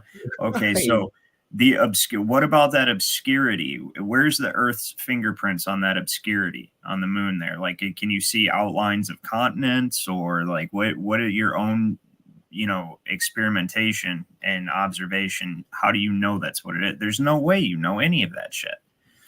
And then they want to get on you for being like, well, how do eclipses happen? I don't know how eclipses. See, then you're wrong. No. What? I'm telling you, I don't know. Like, who knows, right? Really, we can't go to space. We can't do any of that shit. Like, we have no idea how the heavenly bodies work. Those are mysteries of the universe and have been for millennia. Mm-hmm. Is what we all actively try to figure out. You know what I mean? Throughout history, that's what the great philosophers have all, dedicated their lives to. Well, you got to look at this, though, too. These great philosophers that they talk about were these fucking Pythagorean cult people, man. No, those are the ones that are publicized, that are made right. popular. Yeah. I mean, we're talking about a bunch of guys that say they've known Earth as a globe for over 3,000 years. And it's like a couple of dudes in Greece sitting around in a bathhouse talking about balls. It is not the consensus of all the people in Greece at that time. I mean, where are you getting this shit? People thought those people were crazy. We're like, that fucking idiot thinks we live on a ball, man. Huh. It's pretty rough, too, because of all the shenanigans going on with like the GPS code. I mean, you talk about it on your channel all the time, different things, but like civilians cannot see the code for the GPS because it's behind lock and key with the military. So commercial pilots, or even my running watch right here, I use GPS. I know it's triangulation, but when they're in planes flying, spherical geometry, and like the globe is built into all the math with the speed, and like the pilots don't even know unless they're awake. They just go along with whatever they were told it is, just like all of us. Because when we were kids and they said we live on a ball and that's just the way it is, most people just say okay to that. But we're figuring it out. I mean, real quick, a lot of people are getting the veil is raising up and they're waking up, and you know, it's really fun to look in the comments because 2 years ago everyone was just trolling flat earthers hard, and now people are standing up for themselves, like a bunch of new people that aren't necessarily coming on camera, but in the comments they're like, I don't know about that, buddy, and they're speaking up. Yes. Yeah, see, that's the thing. The ridicule, the mockery has been their biggest tool. And you got to think about the embedding. Think about this. I'm going to paint an image, and I know you've seen it. Education, a globe, an apple, a triangle, and a ruler. You've seen that? Mm-hmm. Everybody has. When you think education, those are things that come into your head. School supplies, right? So they equate these things with that means you're educated or smart, and they include that fucking globe in there all the time. Well, you got to think about in the late 1800s, Rockefeller was spending more money on the nation's education than the government, than communities. I mean, what for? He's the same guy who said, I want a nation of workers, not thinkers. I seen this funny meme somebody posted on a flat earth group earlier. He says, it was like this guy got these idiot globers to deny their own theory. And it said, he basically asked him, he said, he said, do you guys believe in the creation theory as set forth by Jorge Lemaitre, whatever that Jesuit priest, Father Jorge Lemaitre? But he made it sound like he worded the question like, do you believe in the story of creation as put forth by Father Jorge, the Jesuit priest who came up with the Big Bang Theory? And all these fucking science, the atheist globetards, they're all like, no, of course not. No, I don't believe. Not knowing that guy came up with the Big Bang Theory. That was his story of creation that he put forth. But like the Jesuits said, it's just a point of interest here. So I think this is interesting. What year did Newton come up with his theory about the gravity? Anybody know? Not off the top of my head. 1666. Oh. You know what also happened in the year 1666? London fire. Sabbatai Zevi, a rabbi, declared himself the Antichrist. The Set-to-KV Act was amended by King James II. So what was it? What are we all told about Newton? What gave him this idea about gravity? Dang apple falling on his head, right? The apple falling on his head. When we have depictions of the fall of man in the Garden of Eden, and they show Adam and Eve and the snake, what is Eve holding in her hand? It's an apple, isn't it? So here's this dude's. It's the same metaphor if you think about it. Yeah. Came through. Here's this guy flipping shit and being obsessed with Hermes, right? And he sees this, I don't think the apple thing, I think it's a metaphor. It's the same thing as in he got this deceptive fucking idea that was grand that led us into this whole thing, because man, has it got people. When you try to get these people finally to wrap their freaking head around the idea that an observed effect is not a cause, man. Yes, nobody disagrees that things drop and fall. If it's heavier than the air, it's going to go down. Nobody disagrees with that. And it goes down at a certain rate, right? But you're assuming a cause. And you have no verification of this cause.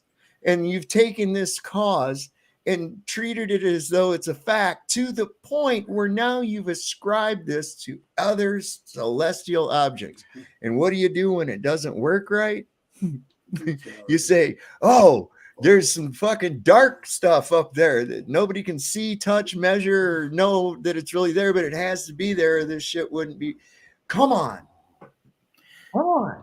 how much mental gymnastics do we have to go through to believe in this fucking globe? That's what I have to ask, you know? Now that I think about it, well, I have been thinking about this, but so you had, it all goes into the, like, you can't study any of this stuff, whether it be the law, flat earth, or any of this stuff without coming back to the esoteric nature of reality, or what they call occultism, right? The hidden truth of reality, what's hidden from view. And you look at this timeline, right, of events. And you have the birth of the Jesuits in the 1400s, but why were the Jesuits born? We know that the Jesuits are primarily behind everything. They're behind the heliocentric model, and they're also behind the bullshit that we're dealing with, the law, the trust indenture, and the commercial code and all that stuff. This is all a product of them. But what happened? Bastards. So you had, for all these years, you had the church had a monopoly on the Bible, on the word of God, right? And the priests were taking liberties with this, just basically being like, oh, you know, the altar boy has to kneel before the priest to go to heaven, or whatever they were doing, right? You know, as fucking, they were selling tickets to heaven, for God's sake, right? Indulgences, shit. Yeah, and people actually believed that the Pope could stop you from, you could be a virtuous, God-fearing person, and if the Pope did not like you, he could literally stop you from going to heaven, and people believe this. Hey, right? Flat, very good to see you. Thanks for showing up, brother. And then what happened? Martin Luther, William Tyndale, right? The Bible got translated out of the corrupt Latin Vulgate. It got translated from its original manuscripts into different languages, and it became available to the people. So now what does the church do? Right around the same time this starts happening is the same time that you have Galileo, Copernicus, and all these people start popping up. And it's almost like the church was like, okay, you're not going to come to us, then we're going to turn you all into atheists, and then we can do whatever we want to you. And I honestly think that's what it is, because there's laws. There's human law is just a corrupt reflection of divine law, right? There is a law, a universal set of laws that are in operation, whether you choose to recognize them or not.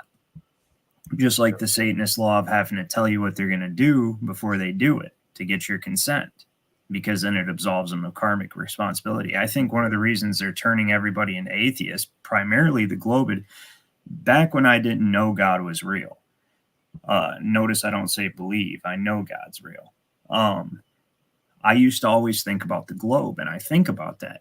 I think, like, well, if God's real, then what? He's just God of this planet? What is he, God of aliens too, and all these other planets and the whole fucking vast expanse of universe? Like, how? And it literally separated me from God, having that view and that belief in heliocentrism.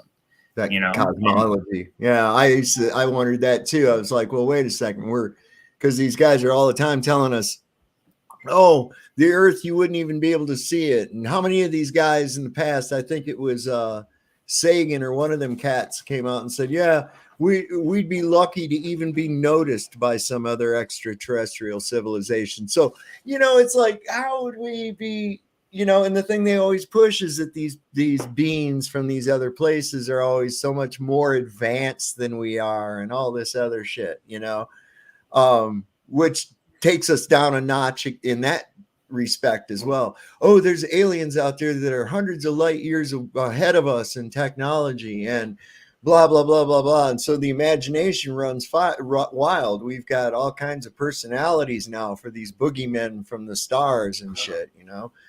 And well, when you think about it, the Jesuits are primarily behind the heliocentric model, the Big Bang theory, the theory of evolution. All this stuff can be traced back to Jesuit priests or people who were supported by the Jesuits. And also, why were the Jesuits created? The Jesuit order was created as a response to the Lutheran Protestant Reformation. It was created as a direct, it's called the Counter-Reformation. They were created as a major part of the Counter-Reformation. Right after the Jesuits are created, you have the Council of Trent, where they basically declare eternal war on heretics and consider Protestantism to be heresy. And then by whatever means necessary, they're going to exterminate the Protestants. Now you look at all the people that are still affiliated with Jesuits that are in the mainstream today. Like I seen Fauci. I'm not going to say why or what his relationship, but he was giving speeches at Jesuit colleges during all the stuff that was going on. You know, you have these presidents who claim to be Protestant, yet they're going to communion. I don't know if you guys know this, but you can't take communion unless you're Catholic. They will not let you. You can't. So these presidents are lying about being Protestants. You know what I mean? I mean, this shit is entrenched deeply. It's huge, man. It's huge. It really is. With that show we did on that, the origins coming right out of that whole shit. I mean, ain't it funny how the heliocentric push and the Reformation kind of went hand in hand? That's what I'm saying. Yeah. Disprove the Bible. You can't trust the Bible. Only thing they wanted to trust the word of Rome, the word of the Pope. The Pope was the authority. And in this allowed people to have a relationship with God outside of the church, you see. Yep. That's what that's what I was getting at, is I think that it was a way, okay, well, if you're not going to come to us for your salvation, then you're going to come to us, or we're going to do whatever we want to you. You know what I mean? And then, you know, when you're an atheist, that's what I think is one of those universal laws where they can do whatever they want to you if you're an atheist. I think that's actually a thing. I think that's why they're pushing this theory of evolution so hard in this atheism. Like you said, they want the rule of Rome, not the rule of God. Even, you know, living on a bow, which we all know that the Roman emperors go back to the ancient pharaohs, which go back to ancient Babylon. It's all the same rulers, the same bloodlines. I've been doing a lot of research on that. It's all the same bloodlines. Even the red and blue police lights are pharaonic. Those are pharaonic colors. The upper and lower Egypt, when those two kingdoms united, one of them was a blue crown, one of them was a red crown. It's crazy.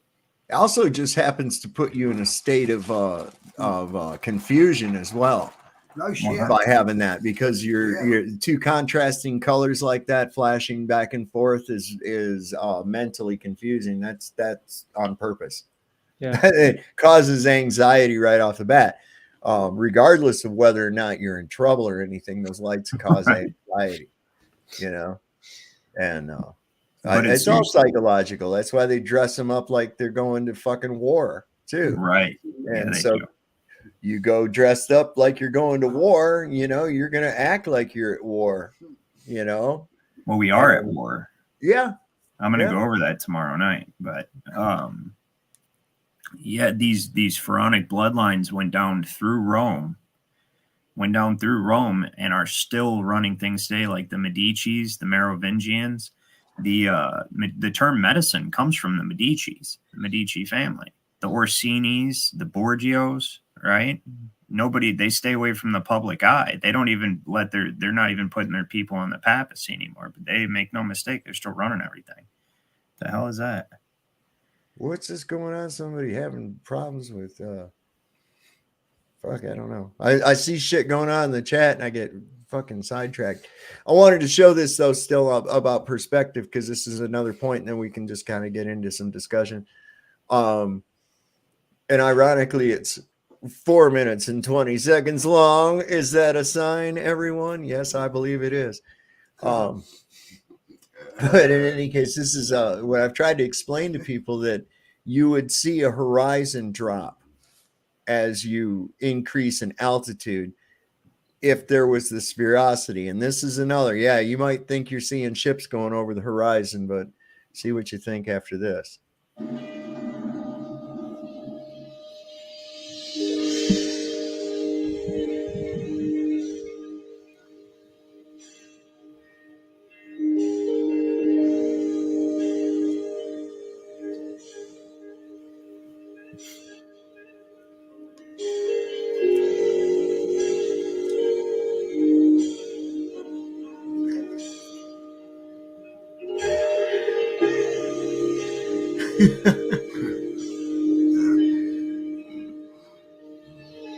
So you see what happens, man? That's crazy.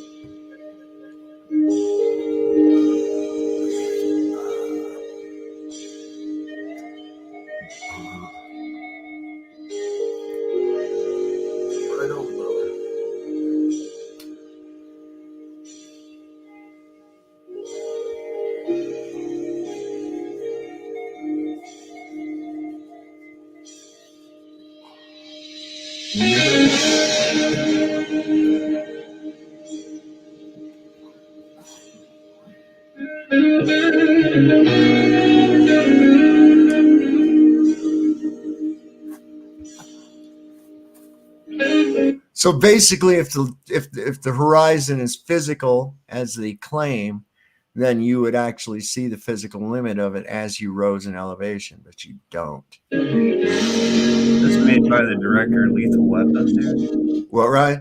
I said, was this made by the director of Lethal Weapon? So I don't know. Me of a Lethal Weapon movie. I don't know. The music sounds kind of Pink Floyd, but it's not. I like the riff. The guitar sounds really cool. It does sound cool.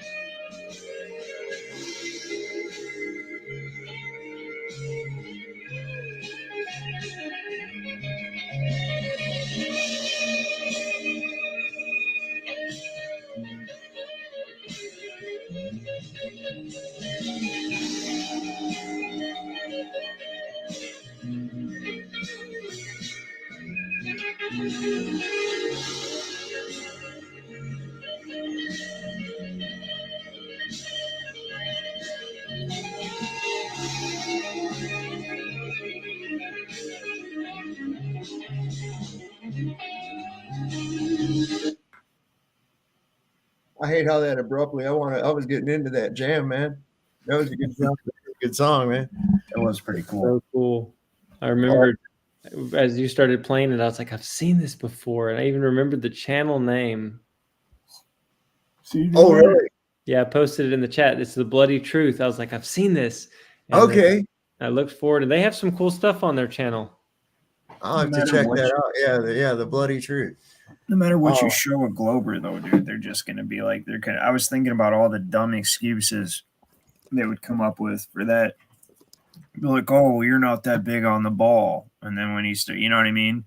Then when he starts, actually going up on planes or up on a tower or whatever, then they would come up with something. Well, I mean, you could see the Earth curve. See, the plane was moving. It didn't stay level with the horizon. Just dumb shit like that. You know what I mean? It's frustrating. I know. It's like they're stuck in a loop. It's stuck in a loop. It's sort of like with these last few years, and I have somebody come up and say, "Yeah, I had the coof, man," and I'm like, "Really? How do you know?" And I said, well, I had a test. And I was like, well, I found this shit here where they're saying those tests don't really tell you anything at all. It's just kind of a crapshoot. He was like, oh, wow, really? Yeah. Huh. I said, so how do you know you had it then? And they said, oh, well, that's what the doctor said. And I said, well, how'd the doctor know? He says, well, because that's what the test said. And I'm like, wow, we're back to the test again. Here we go. Holy shit, dude. Circular. Yeah. It's pretty rough. Hey, if I hit present, will it share my screen as well? Yeah. It comes backstage and I just pull it up on screen. Yeah. Okay. So I'm going to do entire screen share. And then let me get over here to my photos. Cause I just have this I'm ready. I've got this whole, album, and this is what I was going to show you. You've seen it, but I'll use this one in the chats. It just says Jesuit priest. Every single one of these are Jesuit priests. Nicholas Copernicus, Christopher Clavis, all these people that brought up the heliocentric ball theory, changing the calendars, evolution hoax, Big Bang, and then obviously the meme. I don't let religious people influence my beliefs. Are you sure about that? And it Nicholas Copernicus was never confirmed to be a Jesuit priest. Yeah. But his best friend was that Clavicus guy. Mm-hmm. And he actually dedicated his theory to that guy when that guy became Pope. Yeah. Yeah. God. And it's such an obvious connection. And these people are painted as scientists. Mm-hmm.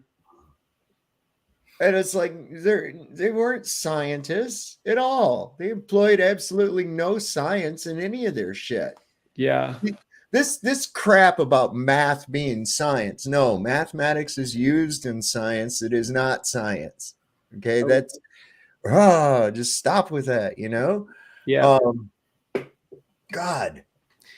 Check this out. Joe Hanvey, if y'all have Facebook, just search Joe Hanvey spelled like this. He has an amazing telescope rig, and he's constantly taking pictures, but he's a believer. He follows Jesus. I say Yeshua, but he's a flat earther too. And so he says here, shadows behind the stars again, this time in Andromeda, adding to the list of deep sky targets I've captured this phenomenon in.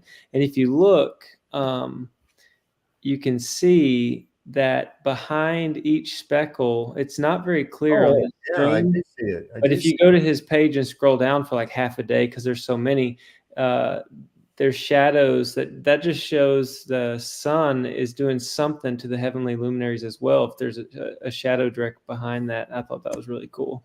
Dude, the biggest epiphany came to me, and it was so weird. And I'm not saying that it's exact, but you've been to a planetarium, right? Mm-hmm. And here you are sitting in this thing. All you'd have to do when they show the night sky is just turn on a little fan so that the air is moving. Yeah. And play the sound of some crickets chirping, and you would feel just like you were outside, right? Yep. And I was like, holy fucking God, wait a second here. And just based on some cosmological drawings that I've seen before by some of these ancient cultures and shit like that, I got to thinking, I'm like, when you're in a planetarium, man, where's the projector? It's right in the middle of the room, isn't it? Right in the middle of the room. Yep. Huh. Where's another place we can't go to? Oh, yeah, that's right. The North Pole. What's fuck really there? Is this all a projection? Is what we're seeing in the sky a product of something that's projected into our world? Mm-hmm. Or are these actually physical objects that we're looking at? I mean, they appear to be physical. We assume they're physical because we see this thing. Here's this big, bright, appears to be a ball, but I can't be sure. That we call it the sun. I gaze at it all the time. And the more I gaze at it, the less like a ball that it appears. It looks like it's almost like a ring with a flashing in the middle. It's like a flashing between a blue and a white. in the middle of it. And I'm like, what am I actually looking at? What am I actually seeing? You know? Yeah, there you go. There's your flat surface, Joe. There's Aristophanes and his faithful servant. His faithful servant feces. You know, they just look, they made that guy up. I don't even think he even existed, bro. You know, they just said, hey, here's some guy we made up, and he was some ancient Greek guy. And what are you gonna go look for his birth certificate? Ha ha ha, stupid flurf. You know, I mean, that's what they did. They just made up a bunch of shit and threw it into our school books, and people say, I was praised and given reward. And people said I was smart because I memorized all this shit. What are you people talking about? Sorry for the noise. That's all right. You seen that one? Yes.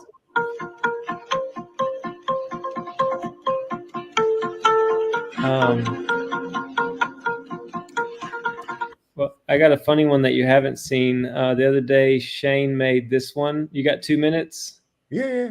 Check this out. Let me know if you can hear audio. Hey there, I'm Albert Clownstein. Welcome to my special circus. Have you ever heard of a circus where math equations are as exciting as the clown's tricks? Welcome to Albert Clownstein's relativistic circus. Meet Albert Clownstein, a mathematical maestro with a red nose and oversized shoes, transforming the big top into a grand theater of equations. His circus isn't about trapezes or lion tamers, oh no. It's a spectacle of sums, a carnival of calculus, a fiesta of fractions. So buckle up for a ride where the unexpected is the norm. In Albert Clownstein's circus, E equals MC honk. In Albert Clownstein's relativistic circus, every act is a math equation waiting to be solved. Imagine a world where every leap, every somersault, every honk of a clown nose is a mathematical marvel. Let's take a stroll through this circus of the surreal. First, we meet the juggling frames, a trio of clowns juggling not just balls, but mathematical concepts. In their hands, the balls represent equality, each one as important as the other. Each one as integral to the juggling act as the next. It's a hilarious and mind-bending way to understand that in mathematics, all things are equal. And then there's our star, Albert Clownstein himself, with his red nose, wild hair, and a mind that's sharper than the pointiest clown shoe. He's the ringmaster, the clown prince of physics, turning complex theories into laugh riots, making the world of relativity relatable, and the circus a classroom. Even the most complex equations become a piece of pie, or should we say pie? But the star of the show is undoubtedly Albert Clownstein himself. With a red nose and his signature chalk-dusted gloves, Albert uses humor and wit to turn complex equations into comedic gold. His unique approach takes the fear out of mathematics, making it approachable, relatable, and surprisingly fun. His genius lies in his ability to juggle numbers and equations with the same ease he juggles bowling pins. So next time you think of a circus, remember Albert Clownstein's relativistic circus, where E equals MC honk and every juggling frame is equal. So the wild thing about that, let me see how to do this. Come back. The wild thing about that is that entire thing was made with just simple prompts with AI. The voice you heard, every single video in the background, all he said was, I want a video about Albert Einstein and I want it to be a joke about, and it just produced it. And he's like, no, make it funnier. And it changed it. He's like, no, take that out. You know what I mean? And he's using it. He's kind of using the beast tool against the system, if you will, because I kind of don't mess with much. I don't mess with it. I won't give it. I'm not going to teach it. I'm not going to teach it. I ain't fucking with it. I saw throughout my life, every time there's AI and robots and shit, they always end up wanting to kill everybody. And I won't even use the self-checkout, man.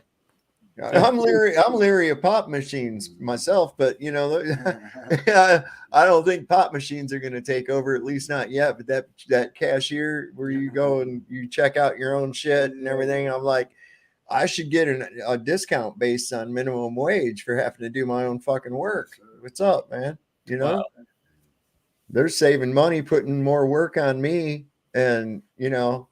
Where do I reap the profits? What, you going to cut the price of your products? Shit, no, you ain't going to do that. Right. You greedy sons of bitch. Right. Let's get on a eat the rich. Eat the I mean, I support that. You what? I said I support that.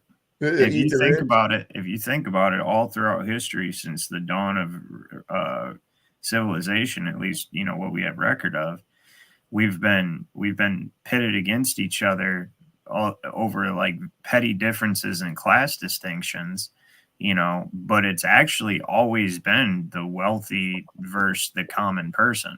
That's it.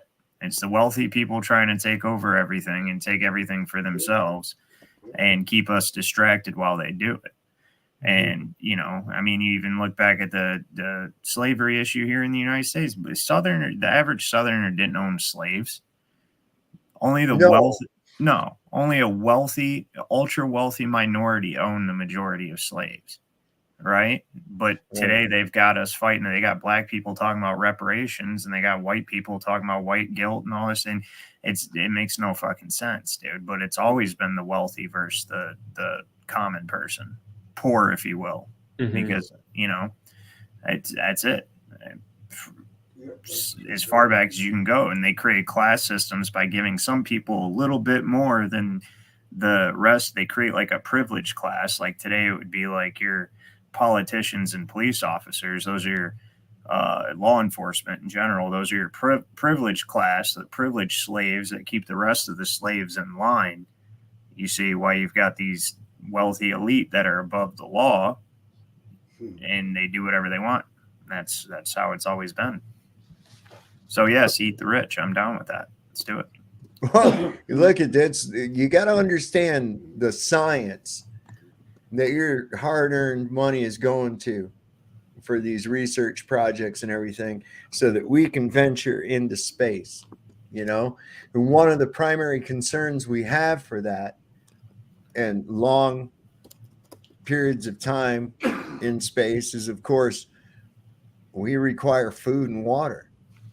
There are certain things that we need, and water is one of the most important ones. So NASA has devised a way to recycle their urine back into drinking water. And this is really a good little demonstration of how they did this. This is the testing process. I've seen this. This is funny. NASA urine recycling. First water we've got out of the machine. This will allow astronauts to recycle their urine and sweat into beautiful, clean, clear drinking water. First sample, transparency, subpar.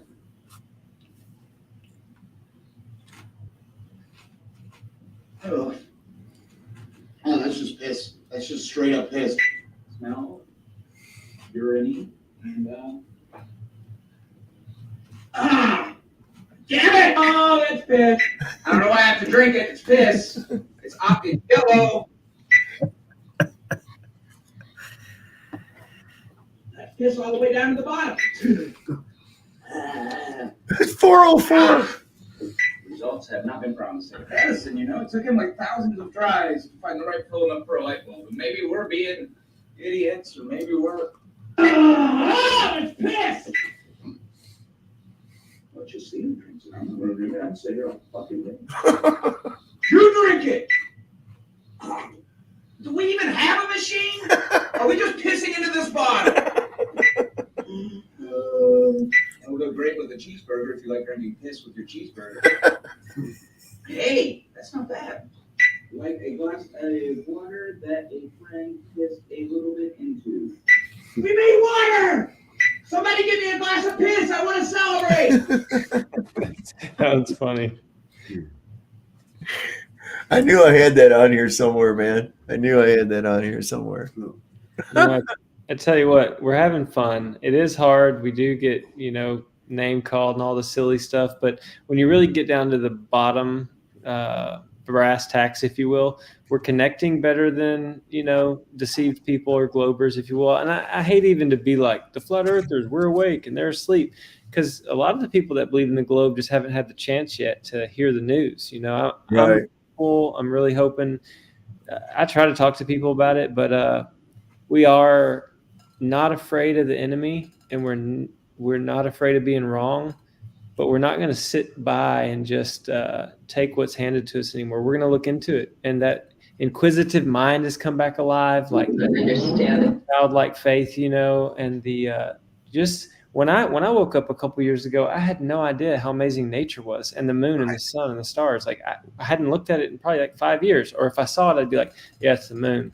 Now I just stare at it as much as I can. Every time I see it, I'm looking at where it's at, what angles it's at, and it's just beautiful. Yeah. But appreciate you having me on. I got anytime, man. It's a pleasure to have you here. Look, the thing is when and that's part of this too, is that when you get a whole nother level of appreciation, a whole nother level of gratitude, so to speak, you know, that it's like, wow, this fucking place is totally magic. Everything interdependent on something else. It's like, just like your human body, you know, you've got a circulatory system, you've got a nervous system, you've got organs, you've got all these different systems in your body that cannot exist on their own. They all are interdependent upon one another. Mm-hmm. And here we are, part of this huge living organism. It's like a perfect clock, self-sustaining, self-feeding. I mean, you say, man can't invent a perpetual motion machine. No, but God can, and you're on it. You know, this is why this is what school does to you too, because they're trained in what you were saying about more and more people coming out. It's kind of like, I saw this cool video. There's like a little music festival going on. These people were all just like sitting on the lawn, and there's some music playing. All of a sudden, one guy gets up and he's into the music and he just starts dancing. He's the only one standing there dancing, right? And other people are looking at him like, look at that guy. He's not like the rest of us, you know? And they're looking at him like, what the fuck? Pretty soon, another guy comes over near him and he's dancing too. He's like, fuck yeah, I'm getting into it. He sees it. He grooves, right? He's into it. Pretty soon, you start seeing more and more people start to pick up on it. More and more people start to get in on it. And what it is, people are afraid to stand out. They don't want to be ridiculed. They don't want the smoke. Fall in line. Go along these paradigms. Don't be different, or else you're going to get some smoke. And this is why what we find, like Lucky Haskins says all the time, man, and I agree 100%. The only thing they have is fake space and mockery. That's their whole gig right there. And they rely on that, because how many times have we seen these idiots on Facebook they'll ask a question. You give them a legitimate answer.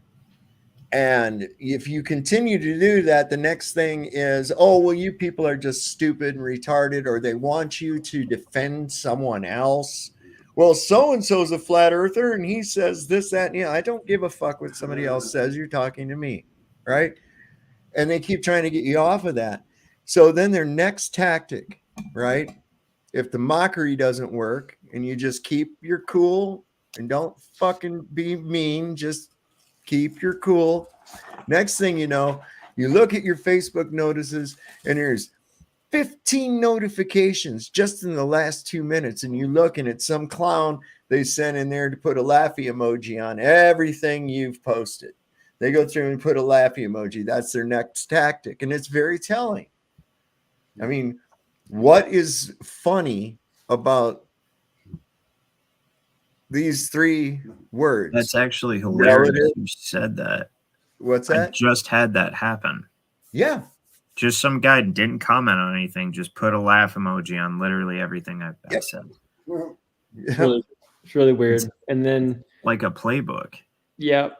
And one thing that they don't want us to know, obviously the ether, but like we're connected, like we're even touching it. No, it sounds weird, but if you think about like metaphysical and spiritual, like I've thought about somebody before and they've called me and I'm like, why did you call me? And like I don't know. I just thought about you out of the blue. And I was like, I just thought about you. That kind of connection. They don't want us to know about that. They want us to be dividing over politics, religion, skin color, everything. Yeah. Socioeconomic class, this materialism.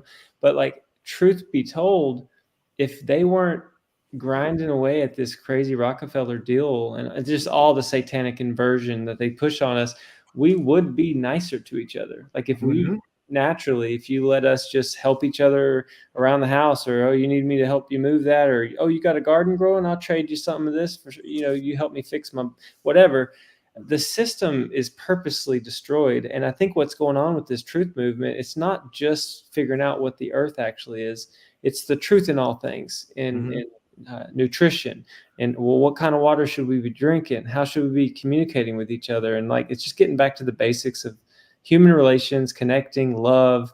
And they can't stop it, because this is a whole new, it's like we're in a whole new, not age, but we definitely shifted away from something to a new season, if you will. Oh, absolutely. Absolutely. There's something weird happening where it's like, I'm not really, I don't know if it's that they're getting more ridiculous or if it's that we're noticing it now. Whereas before I've always said there's a spell. There's a 4-pillar alchemic spell that is being placed on us at all times. And it's speech magic, Enochian magic, all the time. Sigil magic, symbols and shapes, constantly. Pharmakia, big time, through our food, through our water, through our air, through our medicines, okay? And the illusory, through holographic, through our television, through all these different things, because people, everything, they react to what they see first. Boom. Hearing and seeing, those immediate senses. Boom, boom, oh, look at what I saw.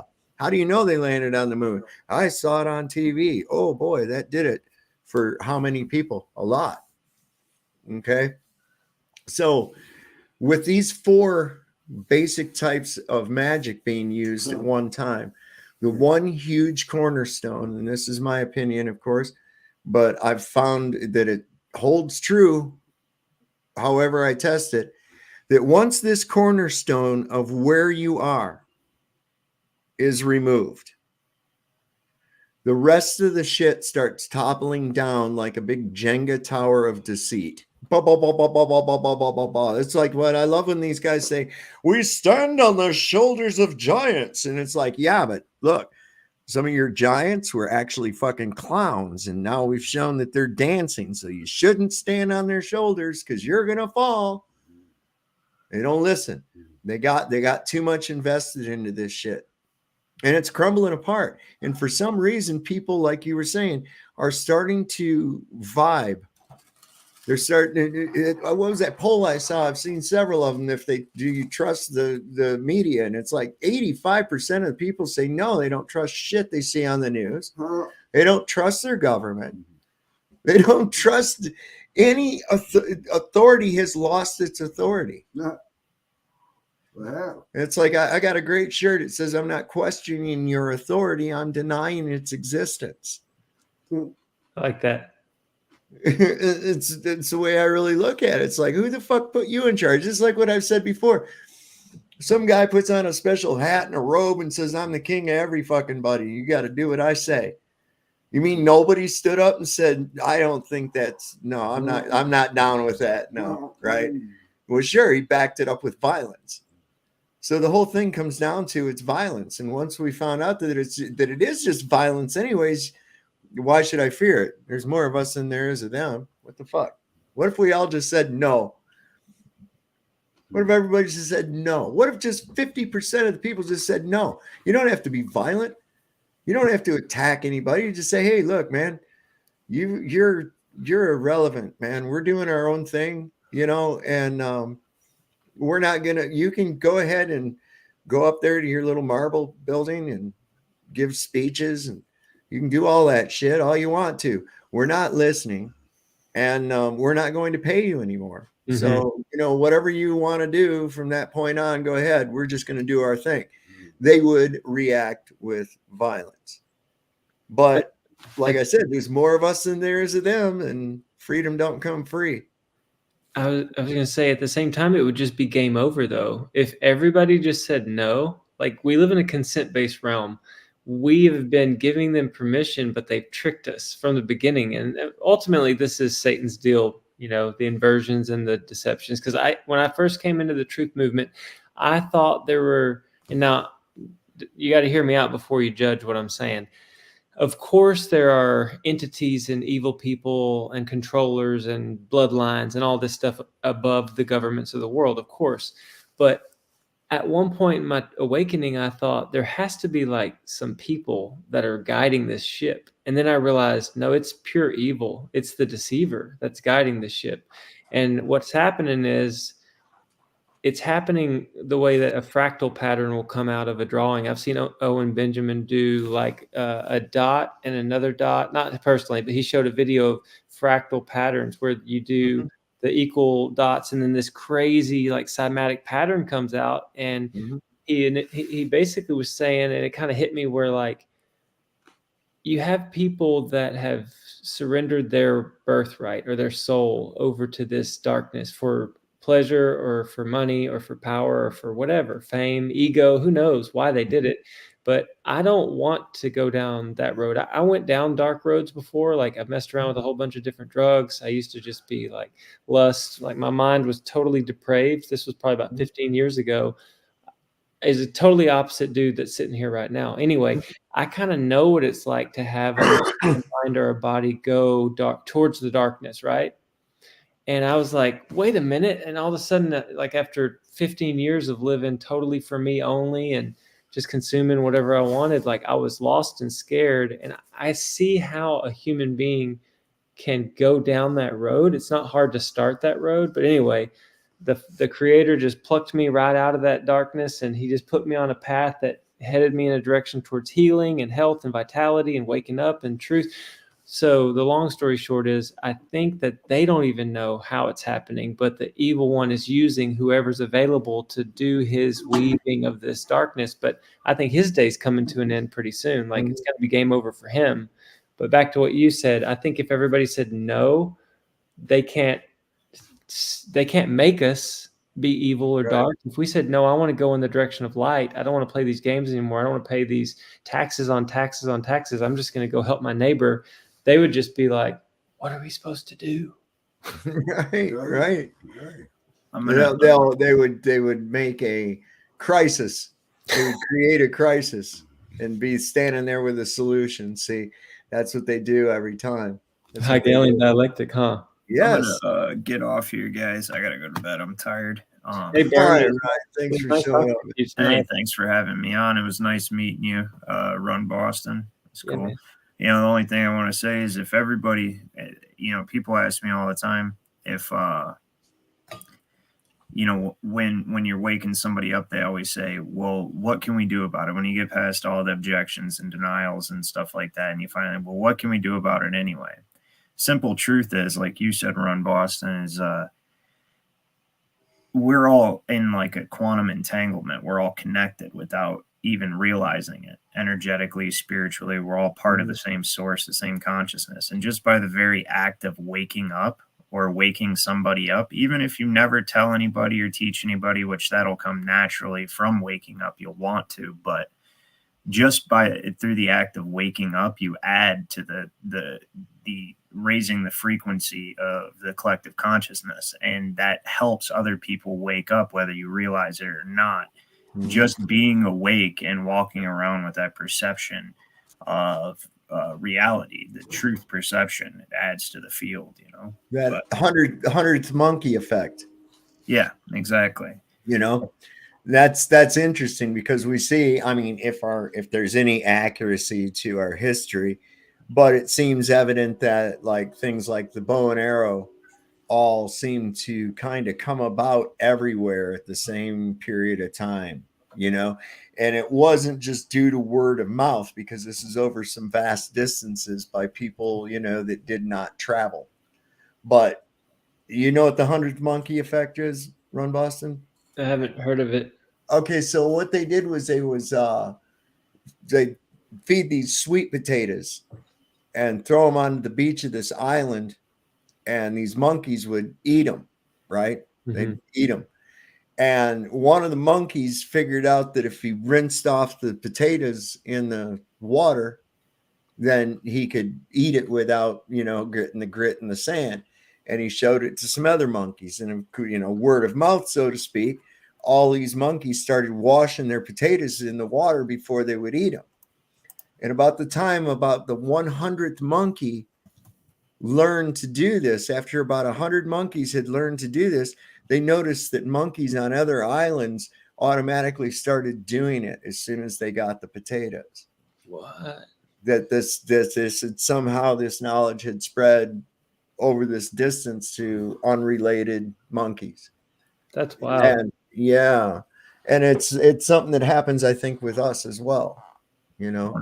Yeah, absolutely. But thank you for having me on, Dad. It was nice meeting you, bro. Right on, man. Thanks. I will for be on joining. tomorrow night. If you want to join me, you're always more than welcome. So I will see you guys later. All right. Thanks for showing up, Ryan. We'll be checking you out tomorrow night. All right, later. Absolutely. Chinese monkey whisperers. Yeah, there you go. When you were telling me about that story, it's not the same because your story involved like some kind of like leap of knowledge over to other monkeys. But it made me remember a different experiment where people like came into a waiting room, and I can't remember like when the bell rang, like yeah, girl would stand up. They had those people would all stand up. See, the person being experimented on, first off, everybody else in the waiting room was in on it. Yeah. And so when this buzzer went off, everybody would stand up, and this girl's looking around. So pretty soon she starts doing it with everybody else. And over a period of time, they had all these people left, and then new people came in. And so she's still doing it. Even when she was by herself, the buzzer would ring, she'd stand up. She didn't know why she was doing it, just because everybody else was.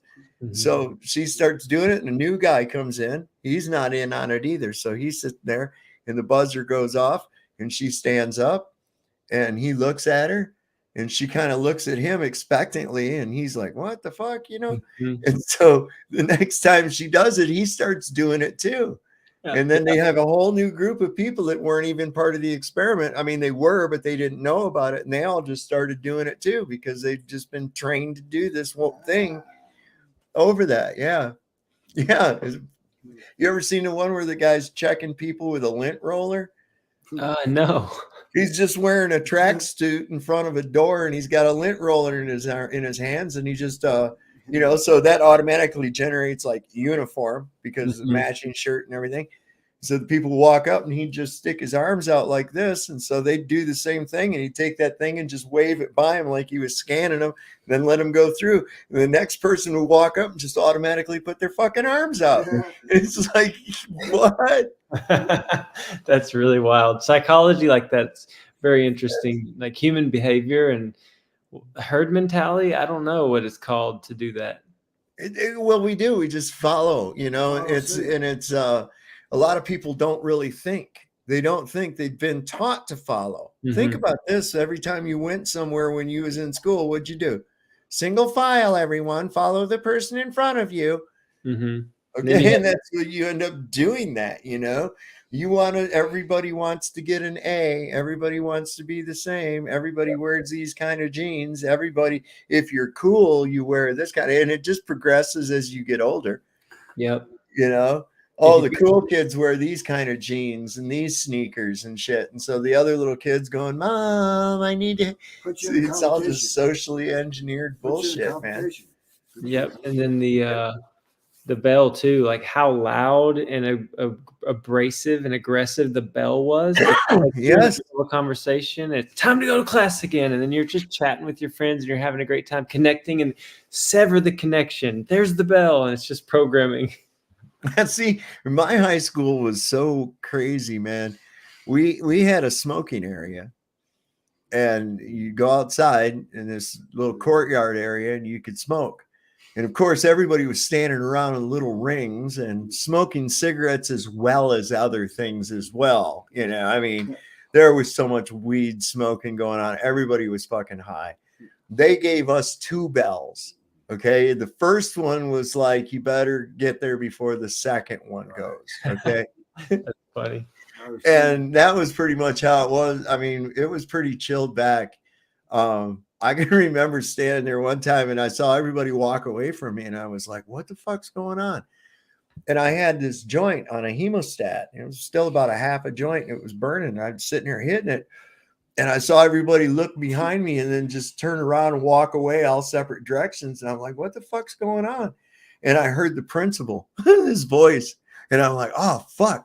So I stuck this joint, it's burning. I stuck my hand like Napoleon inside my coat, you know, and it's underneath my coat, smoldering. This smoke's building up under my coat. And I'm holding the hit, trying not to let it out in front of the principal and get the fuck away from this guy.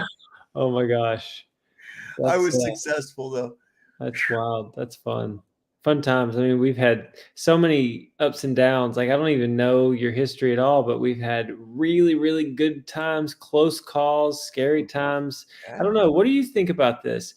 The people that are waking up versus the people that can't. There's got to be something different about us, because I had heartache, man. I had the struggles. It was super difficult to be me when I was younger.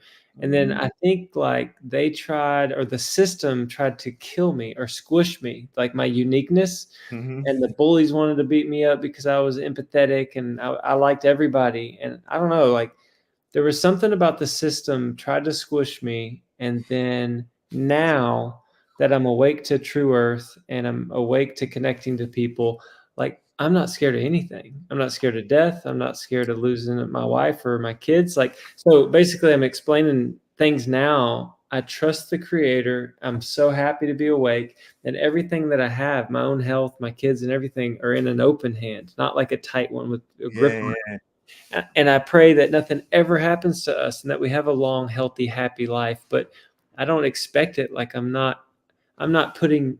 Well, that would be unrealistic. Yeah, it would That be unrealistic. Anything. That's why I say fearing death is about like fearing that the sun's going to come up. It's going to happen. All right. So just do like you're doing. Quit fear. Fear of loss is one of the biggest used in this control system. Mm-hmm. Fear of loss of freedom, loss of money, loss of a home, loss of your car, loss of your job, loss of your wife, loss. Always fearing shit that is, one, inevitable, okay, and two, it's in a place that doesn't exist. Mm-hmm. The future, okay. Yeah. We only have now, perpetual now. That's all you have. The past, where is it? It's in your head. Where's the future? It's in your head. What is there then? There's now. Always now. I heard a guy one time say, if you stand with one foot over in yesterday and the other foot in tomorrow, you're pissing all over today. Mm-hmm.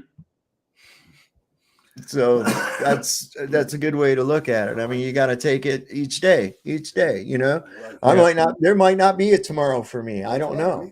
I have no idea. There might not be. It's what time here? It's 1:12 a.m. There might not be a 1:15 a.m. for me. I don't fucking know.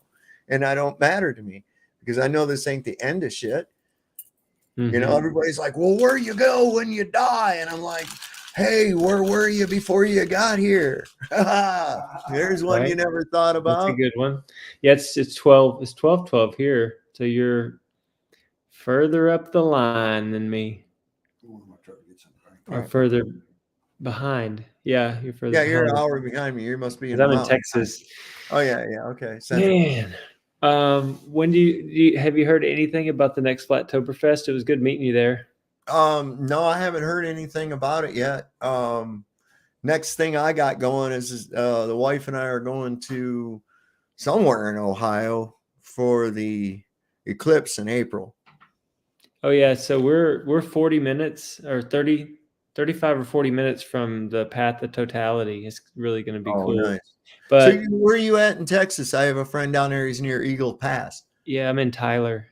Okay. Which is like 119 miles east of Dallas.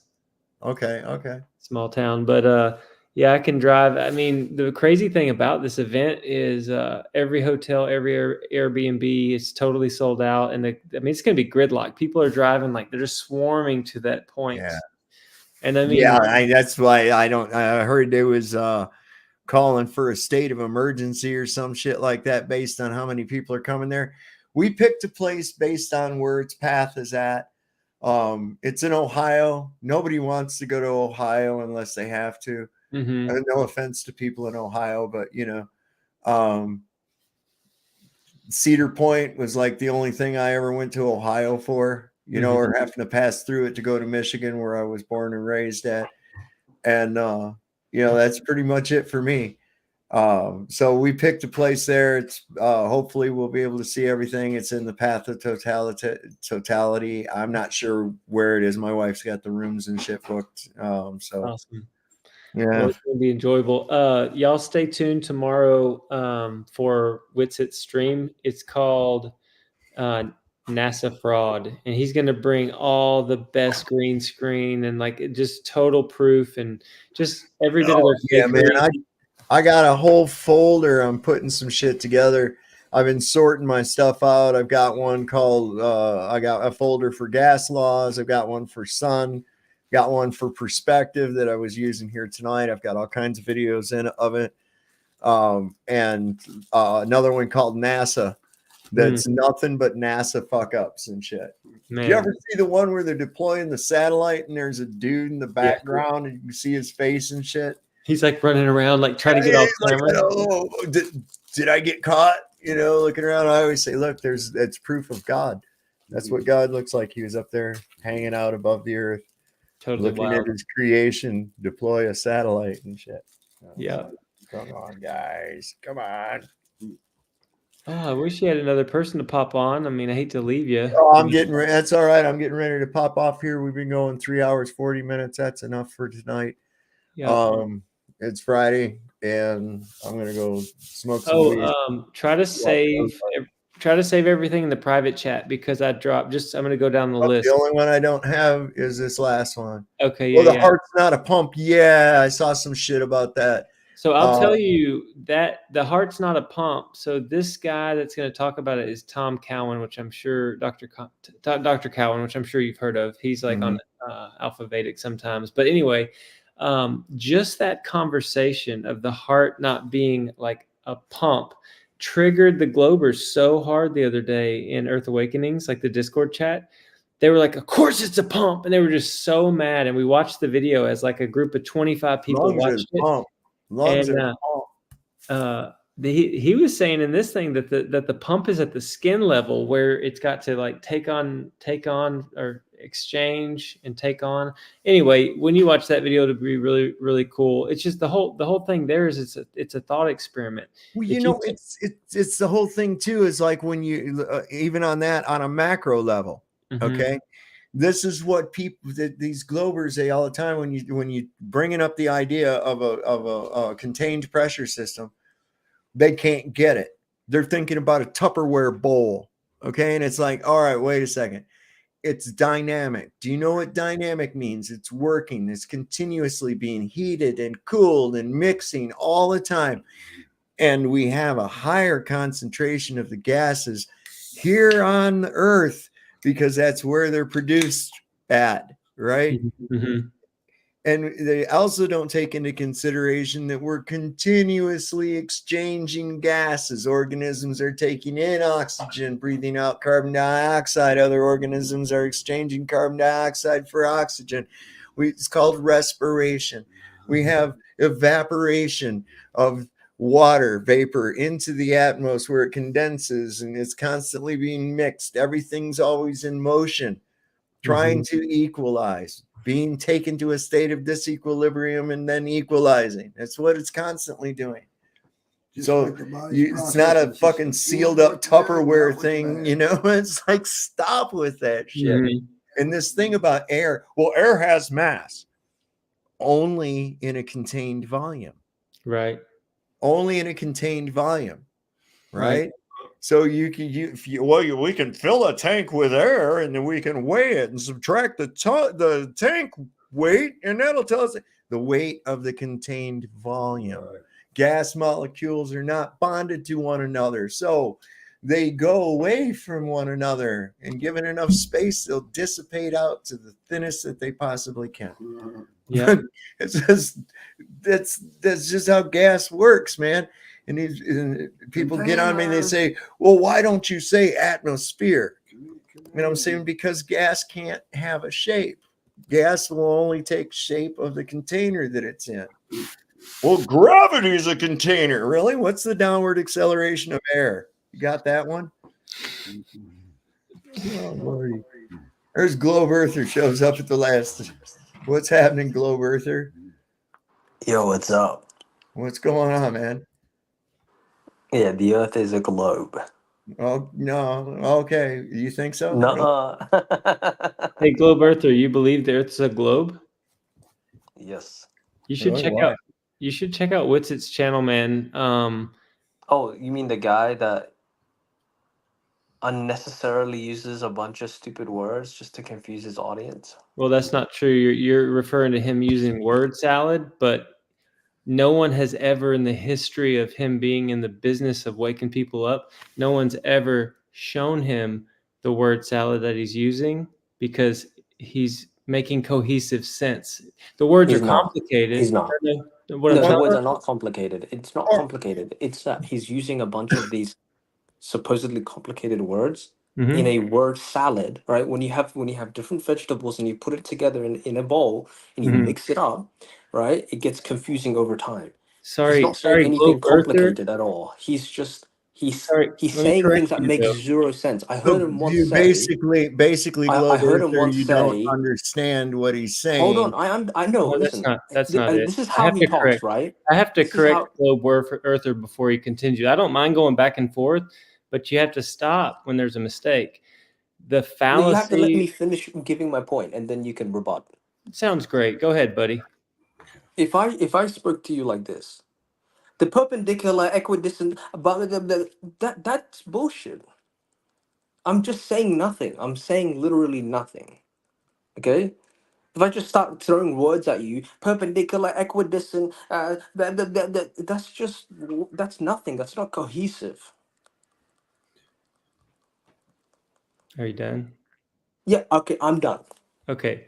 So if someone's using word salad, it would literally be me saying, Haptus Nick not is this guy over here. I mean, it like just makes no sense. No word That's goes literally what together. he's doing. No word supports the previous word. The third word doesn't even make sense with the first word.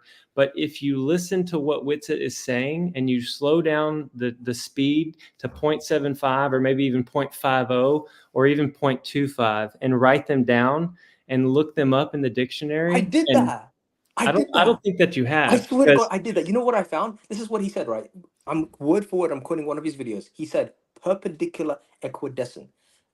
You don't even put those two words together. It's not even. Can you It's so send me a dumb. link to that? I'd like It's to look so dumb. It's because I've been following actually Witsit for insane. 2 years and he understands what's going on in the realm. He understands the He globe doesn't. Okay, model. I'll tell you what Witsit is, right? I'll tell you All what right. Witsit is, right? Is this This going is to be his a Witsit personality. bashing where He he's not knows even that here? a All lot right. of All right. communities So it's my turn. It's Yeah, my go for turn. it.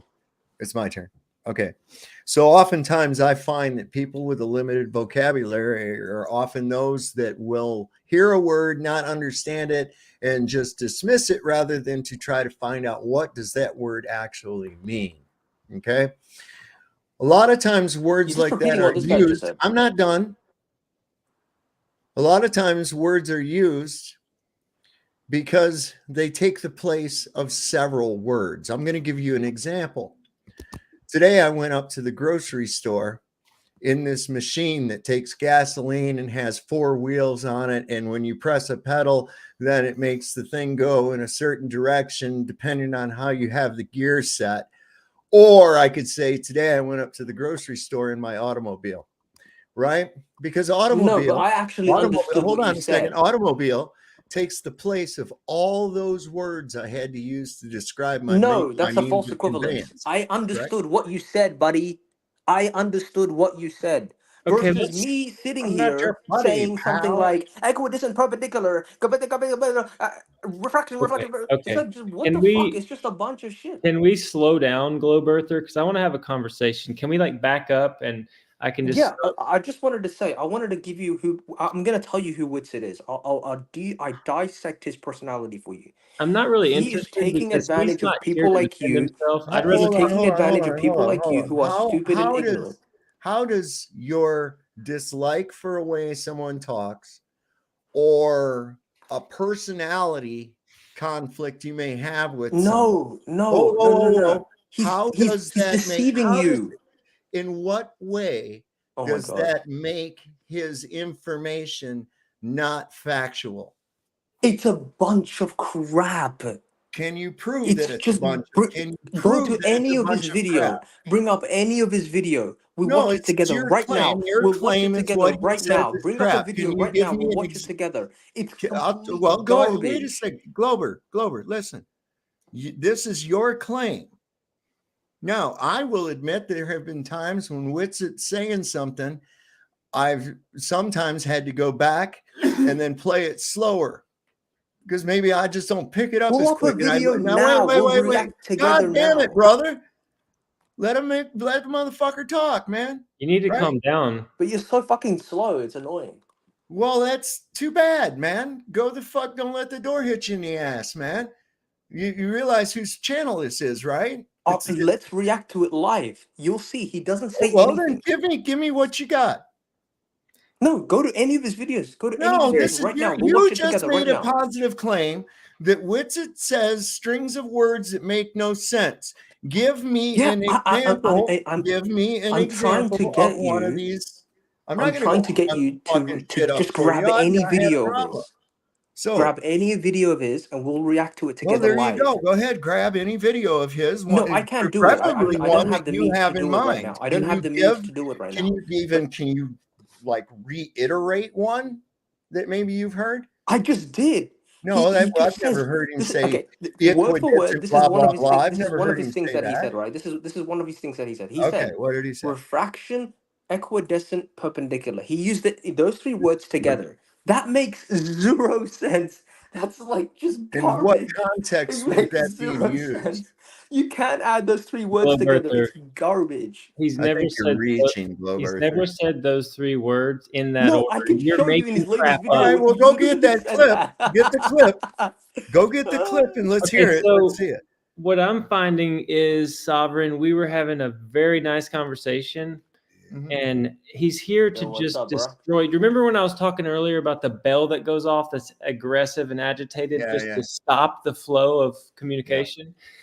The second you start calling him out, and if he wants to pop back up, No, I didn't throw him off. I didn't throw him off. because as soon as you start talking the truth, they can't handle it. When you talk about what they're doing that's wrong, because what he was doing was wrong. Now, it was wrong on so many levels because Witsit is who helped me see the truth of this realm. And I don't understand everything that he can say. Well, look, man, motherfucker comes up here and makes a claim that he says stuff that's word salad. And I'm saying just because you don't understand the words doesn't mean it. And it's like, look, if I don't understand a word he's looking at, what the fuck does he mean by that? I'm not going to stop the man. I'm going to go pick up my dictionary and I'm going to look that word up. And then I'm going to put it into the context of what I just heard. Okay. Yeah. Oh, all right. I dig where he's coming from now. Boom. Hit play again. Right. And like I've said, I've had to slow him down because he does talk fast. Holy for sure. God. You remember the Micro Machines guy? I Remember, watched used to that do video those commercials? just the other day. I watched that guy. Yeah, man, he's got like the world record for the fastest talker or some shit Yeah, like he did that. some commercials too. I mean, it wasn't just Micro. He did a bunch of fast talking stuff. I like that guy. Yeah, I can't. I'd like to see a EEG on that guy when he's doing that. I would love to see that thing fire, and that would be something else. For sure. But so sometimes I have to go, oh shit, man, I got to slow him down and listen or re-listen again. What was he actually saying? So it's like, but when he says, oh, he just said some stuff that's word salad. Well, give me an example. Oh, okay. This is what you say. You just said there's any video, right? You're on a device that has these videos, right? Why don't you go ahead and bring up the video you're talking about? There seems to be a problem with you, but never once did he say he's wrong. Right. Okay. It just said that I don't understand what he says, is what he basically said. Let me break this emotional whatever. So here's the thing. That person, whoever he is either here for an agenda to destroy or scared out of his mind that he could have been lied to about where he lives, and he just can't handle, he just can't handle a couple grown people that have figured out the truth of our realm. We're stationary. I mean, Mickelson Morley shows no motion, and then they wanted to throw out the ether. I mean, there's so many ways that the globe just gets destroyed. But anyway, it's all about the vibe. What vibe are you bringing? Like when you come into a room, is your goal to just absolutely take the vibe from wherever it is to complete crap and just like show up and just blow up? And that's, see, here's what's funny. This can be the downfall of the Globers because they don't have anything. They have Band-Aids on top of, before we even started, they had Band-Aids on top of Band-Aids on top of Band-Aids. There's no unified theory. It's all this like made up bull crap. And so they're getting into it and they're like, let me look at this paper. Oh, this guy didn't think it was a globe. He was actually frustrated about it. Like we're finding people that didn't want the satanic movement even happening to happen, and they were talking truth. And now we got Alan Whitsitt. I mean, you're playing your part. I'm playing my part in telling people, hey, bro, we've been lied to. And so the Glober showed up to do his thing. But all he's going to do is get a listener that's in the chat that maybe popped in on a whim, and they're going to go, well, those guys were just chilling. What's this guy doing? And they're going to be driven towards looking into this. Well, it's a lot of times I'll see people that get all fucking bent out of shape, and I'm like, look, I'm going to ask you a question, and I don't need you to answer it because I want you to ask it for yourself. The answer is for you. Why does this trigger you so badly? Okay. I already know why. Okay. And I'm not going to tell you why. I want you to think about it. I want you to really think about why does this upset me so badly? And then you'll find your answer. Because, there's people say, well, you can't convert people. That's right. I'm not trying to convert people to anything. What I want people to wake up and realize is this. You have been lied to about when you are, where you are, and who you are. And those are pretty big, I mean, what's the first things that a fucking amnesia victim asks? Who am I? Where am I? What's the date? So here I am coming out of my amnesia going, hey, that shit I was dreaming about ain't real, man. I need to find out what the real shit is. I need to find out, look, here, they got me totally really in the Truman Show here, So it's wild, man, because in my opinion, we are offering solutions and the cure.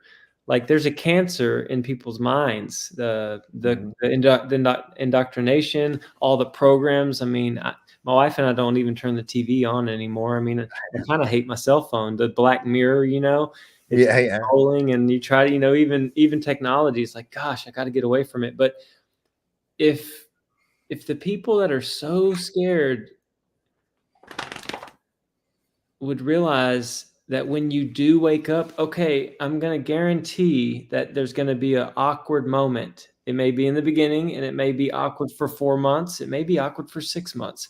But when you push through and you keep seeking truth, you keep hungry for what's actually true in reality, not just in your brain, not something that was injected in there, you will have a weight come off of you. You will feel lighter. You'll feel happier. You won't be as stressed about anything because you're a different person when you come out from under that much. Something you've known all along, but have suppressed. Yeah. That's what it is. That's exactly. And I think that's what the freedom feeling is. It's like, whew, I don't have to hold on to that fucking shit no more. God damn. Well, here's the real crazy thing.